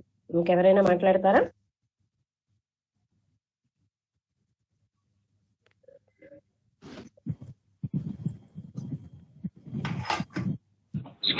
నమస్కారం అండి. చెప్పండి. నమస్తే మేడం గారు. నమస్తే. మనస్సుని ఎంత దాని మీద పరబ్రహ్మతత్వం మీద లయం చేయడం అంటే సాధారణమైనటువంటి విషయం కాదండి. అది అంటే ఎంతో తపన చేసి, ఎంతో సాధన చేస్తేనే కానీ ఆ తత్వాన్ని అర్థం చేసుకోవడం, మోహాలన్నింటినీ కూడా విడిచిపెట్టుకుని ప్రతి దాని మీద నేను, నా శరీరం, ఇంకా నా పిల్లలు, వీటన్నిటి మీద కూడా మోహాలు ఎప్పుడైతే వదులుకుంటామో అప్పుడే దీన్ని బాగా అర్థం చేసుకోగలము. ఆ స్థాయికి రావాలి అంటే ఎంతో రోజు ఇలాంటివన్నీ కూడా వినేసి ఊరుకునే అంత కాకుండా నిరంతరం కూడా దాన్ని మననం చేసుకుంటూ ఉండే ప్రతి విషయాన్ని కూడా అర్థం చేసుకుంటూ ఎప్పటికప్పుడు ఇంకా తెలుసుకుని దీనికోసం తపనతో ముందుకు వెళ్ళాలే గాని అంత ఏదో మీరు చెప్పినట్టు పరబ్రహ్మతత్వం అంత సులువుగా వచ్చేస్తుంది అంటే చాలా సామాన్యమైన విషయం కాదండి. కాకపోతే ఏంటంటే ప్రయత్నం చెయ్యాలి. ఏది కూడా పుట్టిన వెంటనే ఎవరు అవకాశం తెలియదు అంటే అలా దానికోసమే తపన చెందుతూ ఉంటే ఆ పరమాత్మ మీద ఆ భక్తి అనేటువంటిది ఉండాలి. ఆ మనసుని ఎప్పుడైతే దాని మీద చింతన చేసి ముందుకు వెళ్తే అప్పుడు ఆ తత్వాన్ని అర్థం చేసుకోగలం, ముందుకు వెళ్ళగలం అని చెప్పేసి అర్థమవుతుందండి. నమస్తే అండి. నమస్తే. ఇంకా ఎవరైనా?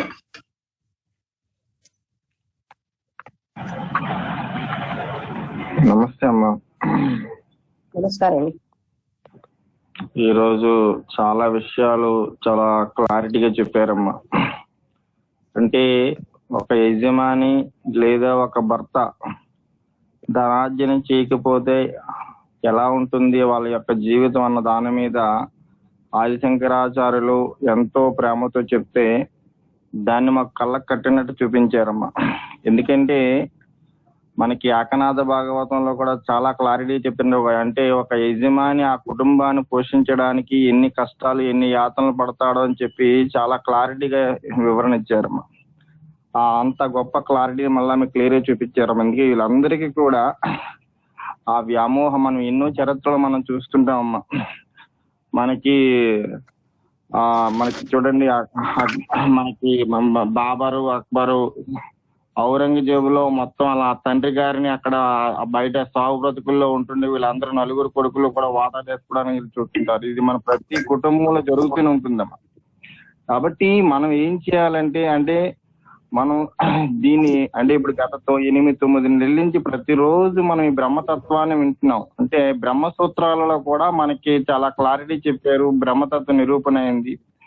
అలాగే మనకి మన సనజ్జాతీయంలో కూడా మనం ఎన్ని దోషాలు మనలో ఉన్నాయో ఆ దోషాలన్నీ ఎత్తి చూపించారమ్మా. అంటే ముందు మనకు కావాల్సినటువంటిది తీవ్రమైనటువంటి తపన, అంటే బ్రహ్మాన్ని తెలుసుకోవాలనేటువంటి తపన ఉండాలి.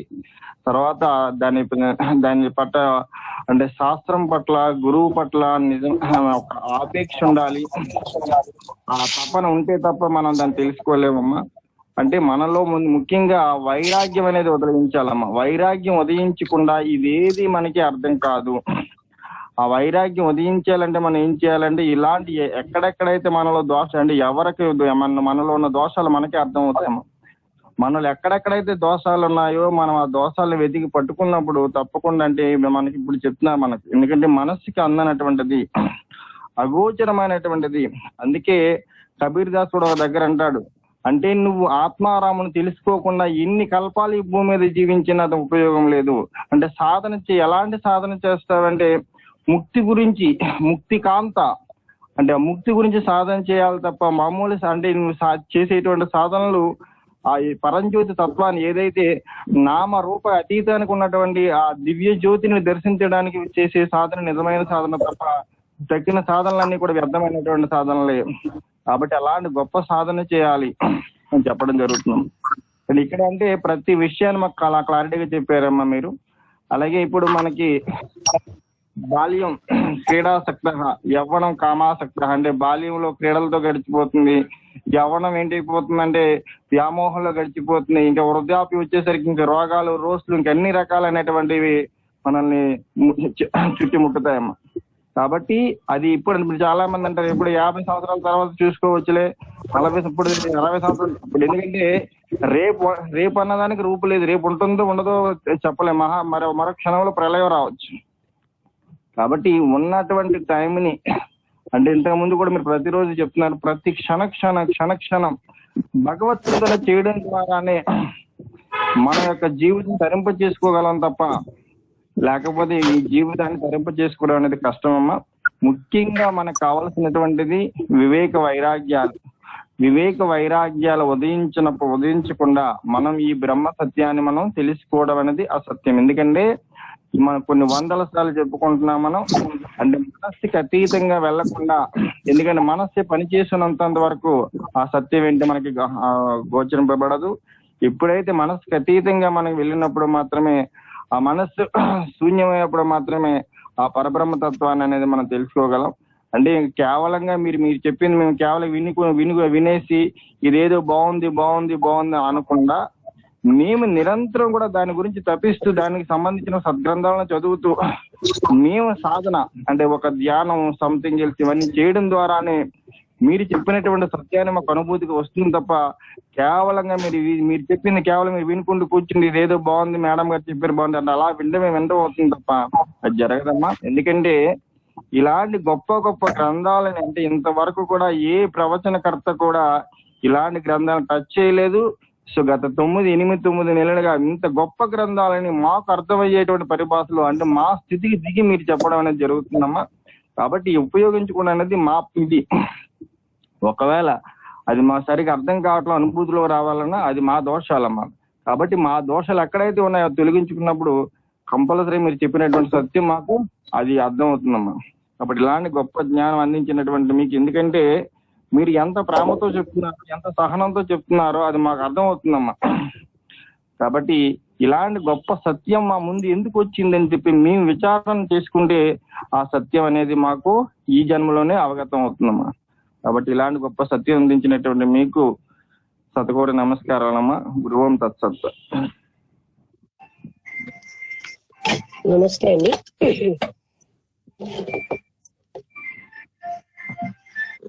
ఇంకా ఎవరైనా మాట్లాడతారా? నమస్తే మేడం. నమస్తే అండి. భగవంతుడు భక్తితో చేసి మన పుష్పం పత్రంతో కానీ ఒక్క నీళ్ళ చుక్క వదిలిన భక్తిగా చేయమన్నాడు. కానీ అన్ని పెట్టి నైవేద్యాలు పెట్టి పూజలు చేసి ఇవన్నీ కాదు. భక్తి ఎక్కడైతే ఉన్నదో అక్కడికి నేను ఉంటాను, నా ఒక అడుగు మీరు వేస్తే 10 అడుగులు నడిపిస్తానని భగవంతుడు చెప్తాడు కదా.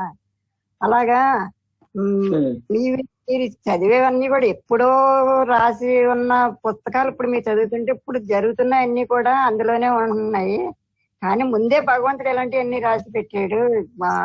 అది మీ ద్వారా మేము వినడం అవి ఇప్పుడు జరిగేది. మనుషులకి ఎంత పెట్టినా, కొడుకులకి ఎంత పెట్టినా అది విశ్వాసం లేనిది. మనం పెట్టాము అని మనం అనుకోవడం, వాళ్ళు ఇంకా అంతన్నా ఇవ్వలేదని వాళ్ళు అనుకోవడం.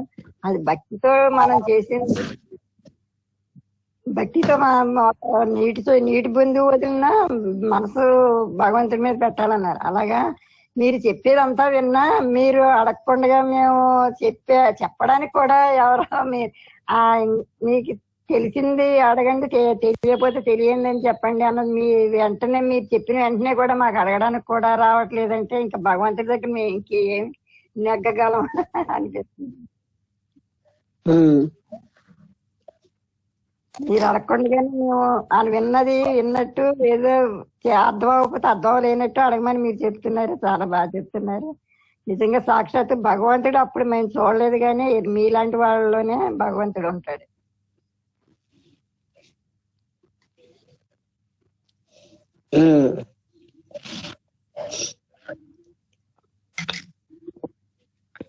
ఓకే, ఇంకెవరైనా మాట్లాడతారా?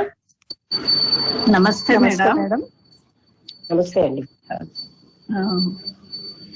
మాట్లాడండి అనురాధ గారు. హలో, శాంతిశ్రీ గారు మీరు మాట్లాడండి. మీరు మాట్లాడాక మాట్లాడతారులేండి. మీరు బాగా మాట్లాడతారు, మాట్లాడండి.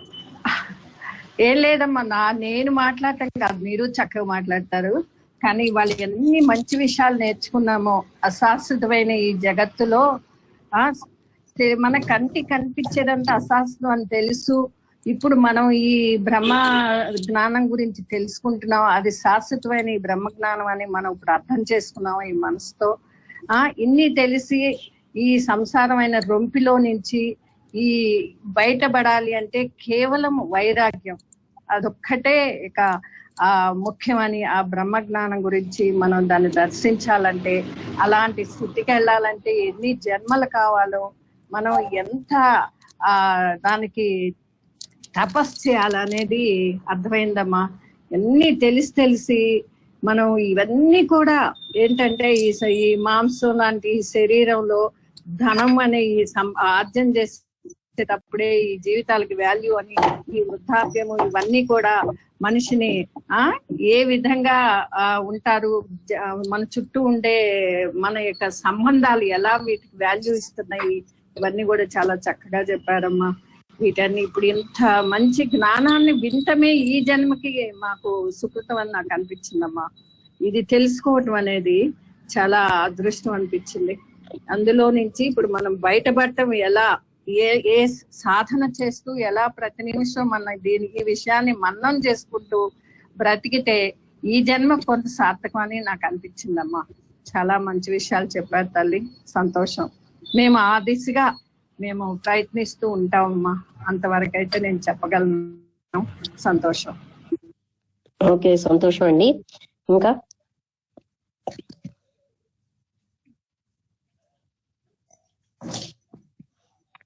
నమస్తే అమ్మా. నమస్తే. నమస్తే అమ్మా, అనురాధ. అంటే ఈ రోజు చాలా బాగా అనిపించిందమ్మా. అంటే ధనానికి ఇప్పటి పరిస్థితులలో ఎంత ఇంపార్టెన్స్ ఇస్తున్నారు, అది ఎంతవరకు అవసరము అన్నది ఎవరికి వాళ్లే నిర్ణయించుకోవాలమ్మా. అసలు ధనం గురించి ఆలోచిస్తూ ఉంటే ఇంకా మిగతావన్నీ తక్కువే అనిపిస్తుంది.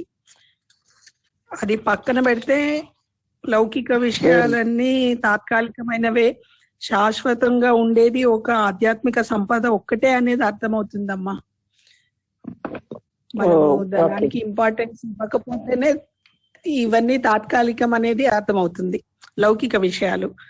లేకపోతే అసలు మనకి ఎంత వయసు వచ్చినా ధనానికే ఇంపార్టెన్స్ ఇస్తూ పోతే మిగతా వాళ్ళంతా దైవం కూడా మనకి తక్కువగానే భావిస్తాం. మనం దైవాన్ని కూడా తక్కువ చేసి మాట్లాడగలిగే స్థితిలోకి వెళ్ళిపోతామని నా భావన అమ్మా. అవును, నిజమే. ధనం ప్రాముఖ్యం ఇచ్చిన మనస్సు దోషంగా ఉంటుంది, దోషంతో. ఆ దోషం ఉన్నట్టు ఆ మనసుకు తెలియదు.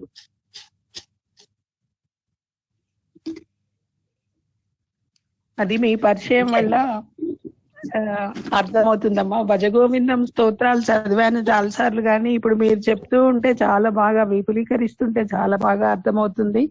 అంటే దైవానుగ్రహం ఉంది అనుకోవడానికి ఇది ఒక ఉదాహరణ అనిపిస్తుందమ్మా నాకు, మీలాంటి వాళ్ళ పరిచయం వల్ల.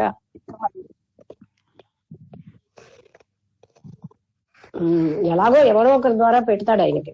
మనకు తపన ఉంటే ఎవరో ఒకరిని పెట్టి వాళ్ళ చేత బోధపరుస్తాడు.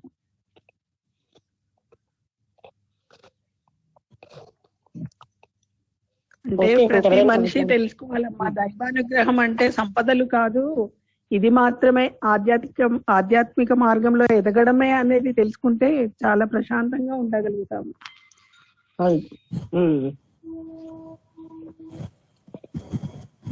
కరెక్ట్. అదేనా ముందు వస్తే వైరాగ్యం కోసం ప్రయత్నిస్తాం.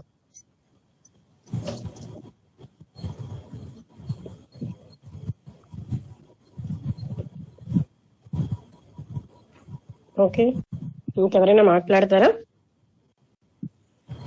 అలా వైరాగ్యం మీద కొంచెం వివరణ ఇవ్వండి. వైరాగ్యం at the feet of the master లో కూడా అన్ని చోట్ల వైరాగ్యం కోసం చెప్తున్నాం. ఎందుకంటే మనకి ప్రాపంచికమైనటువంటి ముందు శరీరం మీద ఆసక్తి, శరీరానికి సంబంధించిన వాళ్ళ మీద ఆసక్తి, శరీర సుఖాల మీద ఆసక్తి, ఇంద్రియ సుఖాల మీద ఆసక్తి, మనసు చేసే వికారాల మీద ఆసక్తి, ఇవన్నీ ఉన్నంతకాలం వైరాగ్యం లేనట్టే లెక్క. ఆ ఆసక్తులు క్షీణించడమే వైరాగ్యం. శరీరం కేవలంగా ఇక్కడ నేను ఇవ్వడానికి వచ్చాను, పుచ్చుకోవడానికి లేదని అని ఎవరైతే ధైర్యంగా ఉంటారో వాళ్ళకి అన్ని సులువు అయిపోతాయి. నేను ఎవరి నుంచి నాకు పొందవలసింది లేదు, ఈ భూమి మీదకి నేను పరోపకారార్థం ఇదం శరీరం, ఈ శరీరం పరోపకారం కోసమే ఉంది. అది ఏమో సుఖాలు అనుభవించడానికి, శరీర పూజలు చేసుకోవడానికి, శరీరమే సర్వస్వం అనుకోవడానికి, ఇంద్రియ సుఖమే సర్వస్వం అనుకోవడానికి ఇవ్వలేదు ఈ శరీరాన్ని. ఇంద్రియ సుఖం సర్వస్వం అనుకున్న వాళ్ళు ధనం సర్వస్వం అనుకుంటారు. ఇంద్రియ సుఖంతో సంబంధం లేని వాళ్ళకి ధనం అంత అవసరం కాదు. ఎంతమందో దైవానుగ్రహం మీద జీవితాన్ని వదిలేసి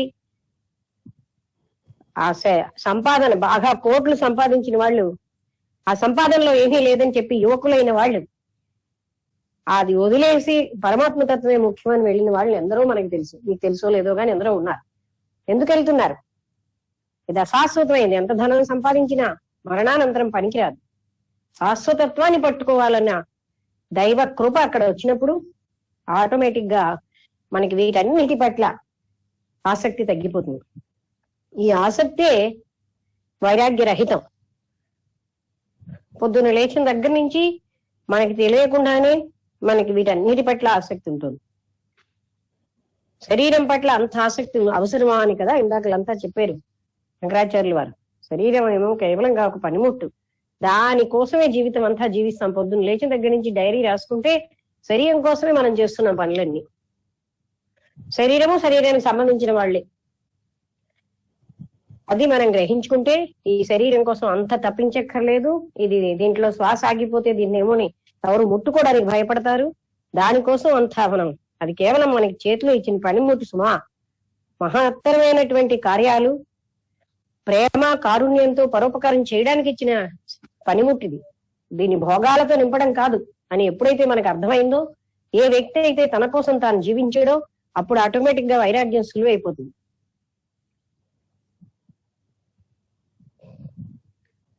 పరులలో పరమాత్మ తత్వాన్ని చూసి పరధర్మ అపేక్ష కలిగి ఉండాలి. అంటే పరధర్మం అంటే పరులకి ఉపకారం చేయాలన్న ధర్మంతో ఉన్నవాడు ఆ పరులలో పరమాత్మ తత్వాన్ని చూస్తున్నాడు కనుక పరులు లేరు అక్కడ.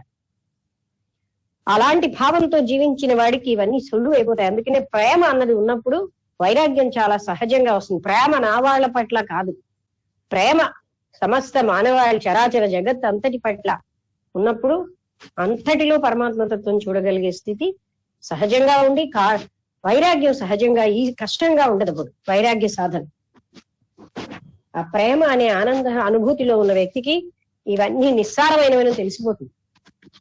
సారం లేని వాటిని పట్టుకుని వేలాడుతున్నా అనే భావన రావాలి మనకి. అప్పుడు మాత్రమే వస్తోంది. కానీ మనం అమ్మో సారం ఇందులోనే ఉందని మళ్ళీ అక్కడికే వెళ్తాం. అందుకే సనస్సుజాతీయంలో ఈ దుఃఖ సాగరంలో మునిగి తేలుతూ ఉంటాడు మనుషులు, బయటికి రావడానికి ఇష్టపడదని చెప్పాడు. బయటికి రావడానికి ఇష్టం రావాలి కదా, ఇందులో ఏమీ లేదని నిశ్చయమైన జ్ఞానం రావాలి. ఏదో తాత్కాలికంగాని మళ్ళీ అందులోనే ఉందని లోపల సబ్ కాన్షియస్ మైండ్ లో పెట్టుకుంటే లాభం ఏంటది? మళ్ళీ అక్కడికే వెళ్తాం. బాధలు వచ్చినప్పుడు ఏమీ లేదు, సుఖాలు వచ్చినప్పుడు అన్ని ఉన్నాయి అనే భావంతో ఉంటున్నాం మనం. అలాంటిది కాదు. సుఖాలు ఉన్నా సరే ఇందులో ఉన్న ఏ సుఖము శాశ్వతం కాదు. ఇవన్నీ కూడా దుఃఖభూయిష్టమైనవి అన్నది దృఢం చేసుకోవాలి మనస్సుకి, వినీసి వదిలేయడం కాదు. అప్పుడు వైరాగ్యం సంభవం. నా వాళ్ళు అన్నవాళ్ళు లేరు. దత్తాత్రేయులు వారు చెప్తారు, నా వాళ్ళు శరీరానికి సంబంధించిన వాళ్ళు నా వాళ్ళు అని మనం పరిభాష ఇస్తే, శరీరంలో ఎన్నో క్రిమికీటకాలు కూడా నా వాళ్లే అవ్వాలి, అవి కూడా శరీరానికి సంబంధించినవి, అవి చచ్చినా మనం ఏడవాలి అన్నారు. అంటే ఈ నా వాళ్ళు అన్నది అసలు లేదు, మిథ్యా కల్పితం.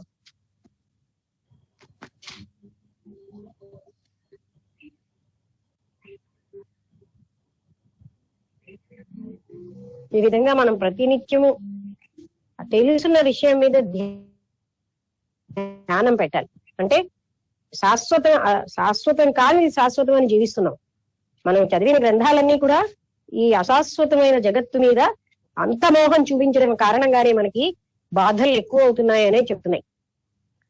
అసలైన సుఖం అంతర్గతంగానే ఉంది. ఇప్పుడు మీకు అర్థమైందా? ఇంకేమైనా ప్రశ్న? అర్థమైంది మేడం. అయితే నేను ఎక్కడి నుండి వచ్చాను, నేను ఎక్కడ చనిపోయిన తర్వాత ఎక్కడికి పోవాలి అడుగుతారా? నేను ఎక్కడి నుండి వచ్చాను ఈ భూమి మీదకి, మళ్ళీ చనిపోయిన తర్వాత ఎక్కడికి ఇలా పోవాలి? వింటాం. మళ్ళీ ఈ ప్రపంచ సుఖాలు ప్రపంచ సుఖాన్ని ఏంటండి? నేను భూమి మీదకి ఎక్కడి నుండి వచ్చాను, మళ్ళీ చనిపోయిన తర్వాత ఎక్కడ పోవాలి? నేను ఈ భూమి మీదకి ఎక్కడి నుండి వచ్చాను, మళ్ళీ చనిపోయిన తర్వాత ఎక్కడికి వెళ్ళాలి? మీరు అడిగిన ప్రశ్న మొదటిది ఏంటంటే, ఎవరు వెళ్ళేది అక్కడికి? ఎవరు వెళ్ళేది? శరీరమా? నేను ఎక్కడికి వెళ్ళాలి? చనిపోయిన నా ప్రయాణం ఏంటి? నేనెవరు? శరీరమా? నేనంటే ఎవరు? మీ మిథ్యానేనా? అది ఎక్కడికి వెళ్ళదు. సరే, నేనంటే మీ బాడీయా? అది కదా ముందు మనం తెలుసుకోవాల్సిన విషయం. బాడీని ఇక్కడ కాల్స్ చేస్తారు. మరేది నేనెవరు?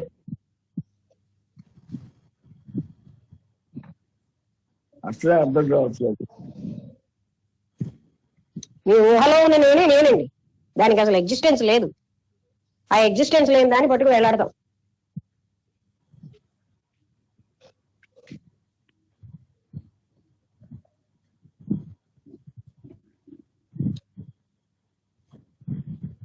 కుండలో ఉన్న స్పేస్, కుండ విరగ్గొడితే స్పేస్ లో కలిసిపోతుంది. ఇంకా కలిసిపోయానని కూడా దానికి తెలియకుండా కలిసిపోతుంది. అందుకని మనం ఏం చేయాలంటే ఇవన్నీ వదులుకోవడానికి ప్రయత్నించాలి. ఈ లంపటాలన్నీ ప్రయత్నం అంతా చేయాల్సింది అక్కడే. దాన్ని ఎక్కడి నుంచో పరబ్రహ్మతత్వాన్ని తెచ్చుకోక్కర్లేదు. అది రెడీగా లోపల తిష్ట వేసి కూర్చుంది. దాన్ని మనం అజ్ఞానంతో కప్పేసాం. ఆ కప్పేసిన అజ్ఞానాన్ని తొలగించుకోవడమే సాధన. తొలగించుకోవడం అంటే శరీరం మీ చెప్పు చేతుల్లో ఉండాలి, ఇంద్రియాలకు బానిస అయిపోకూడదు. ఆ విషయాలన్నీ పక్కన పట్టేస్తున్నారు. మీరు ఎప్పుడు కూడా వాటిని పట్టించుకోరు. నేను బానిసగా ఉంటాను, నా మనసు ఎలా ఉన్నా సరే నాకు పరబ్రహ్మ జ్ఞానం ఎందుకు రాదని అడిగితే అది అవ్వదు. అయ్యేది కాదు. ఆ ప్రశ్న విలువలేదు. విన్నారా?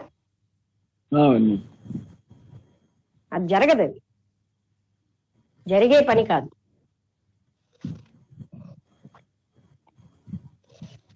నేను నాన్ కండక్టర్ పెడతాను, ఎలక్ట్రిసిటీ ఎందుకు ప్రవహించదు అంటే ప్రవహించదు.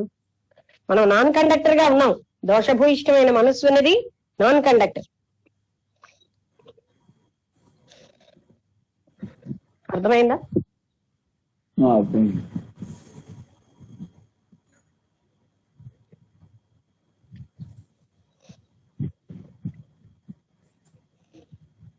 ఇంకెవరైనా మాట్లాడతారా?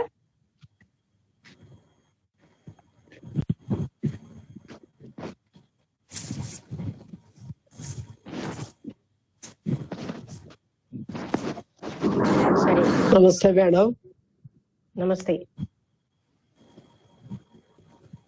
ఈరోజు విషయాల్లో కూడా మళ్ళీ ఈ బాడీ, ఈ ఫిజికల్ బాడీ కోసం మనం పడే తాపత్రయం, తర్వాత ధనము, తర్వాత ఈ వీటి గురించి, ఈ ఎక్స్టర్నల్ గా ఉండే ఈ బాడీ గురించి, దానికోసం దాని మెరుపులు వీటి గురించి, దాన్ని పోషించటం కోసం ఇదే తాపత్రయంతో అసలు ఈ విశ్వ చైతన్యం అంటే ఏంటో, ఈ ఆత్మతత్వం అంటే అసలు మర్చిపోయి, ఇంపార్టెంట్ అసలు నిత్యమైన దాన్ని మర్చిపోయి వీటిల్లోనే పాకులాడుకుంటూ ఈ భవబంధాల్లోనే ఉంటూ బాడీని దాని చుట్టూతో ఉన్న బంధాలతోనే సతమతం అయిపోతూనే ఉన్నాం. కానీ ఈ వైరాగ్యం అనే పదాన్ని దూరం చేసుకుంటున్నాం.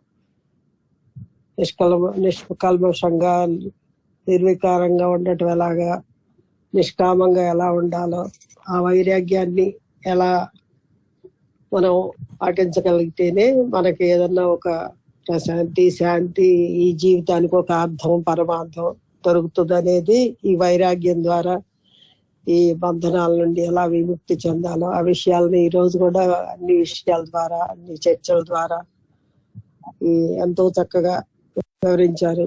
ఈ నేను అనే ఈ తాపత్రయం తీసేసి దేనికోసం ఈ బాడీని అనే దానికి పరిమితి కాకుండా ఈ విశాలమైన తత్వంలో ఎలా మనం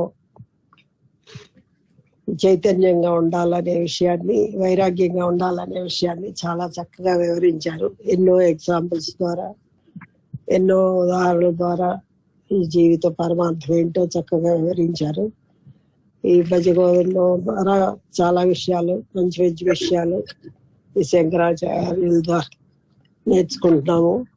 చాలా గొప్పగా ఉంది. ఈ వైరాగ్యం అనేది ఒక వివేకానందుడు, ఒక శంకరాచార్యుడు వాళ్ళ జీవితాన్ని ఎలా ఇంత చక్కగా ప్రజల కోసం ఈ తెలుసుకుని ఈ జీవిత సత్యాన్ని తెలుసుకున్నట్టుగా మనం కూడా ఈ ఇట్లాంటి గ్రంథాల ద్వారా, మీ ద్వారా నేర్చుకుంటూ ఈ వైరాగ్య చింతనతో ఉండగలగటం అనేది ఎంత గొప్ప విషయమో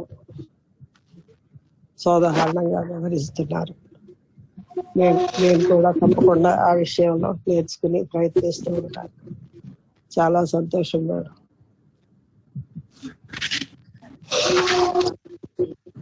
ఓకే, సంతోషం.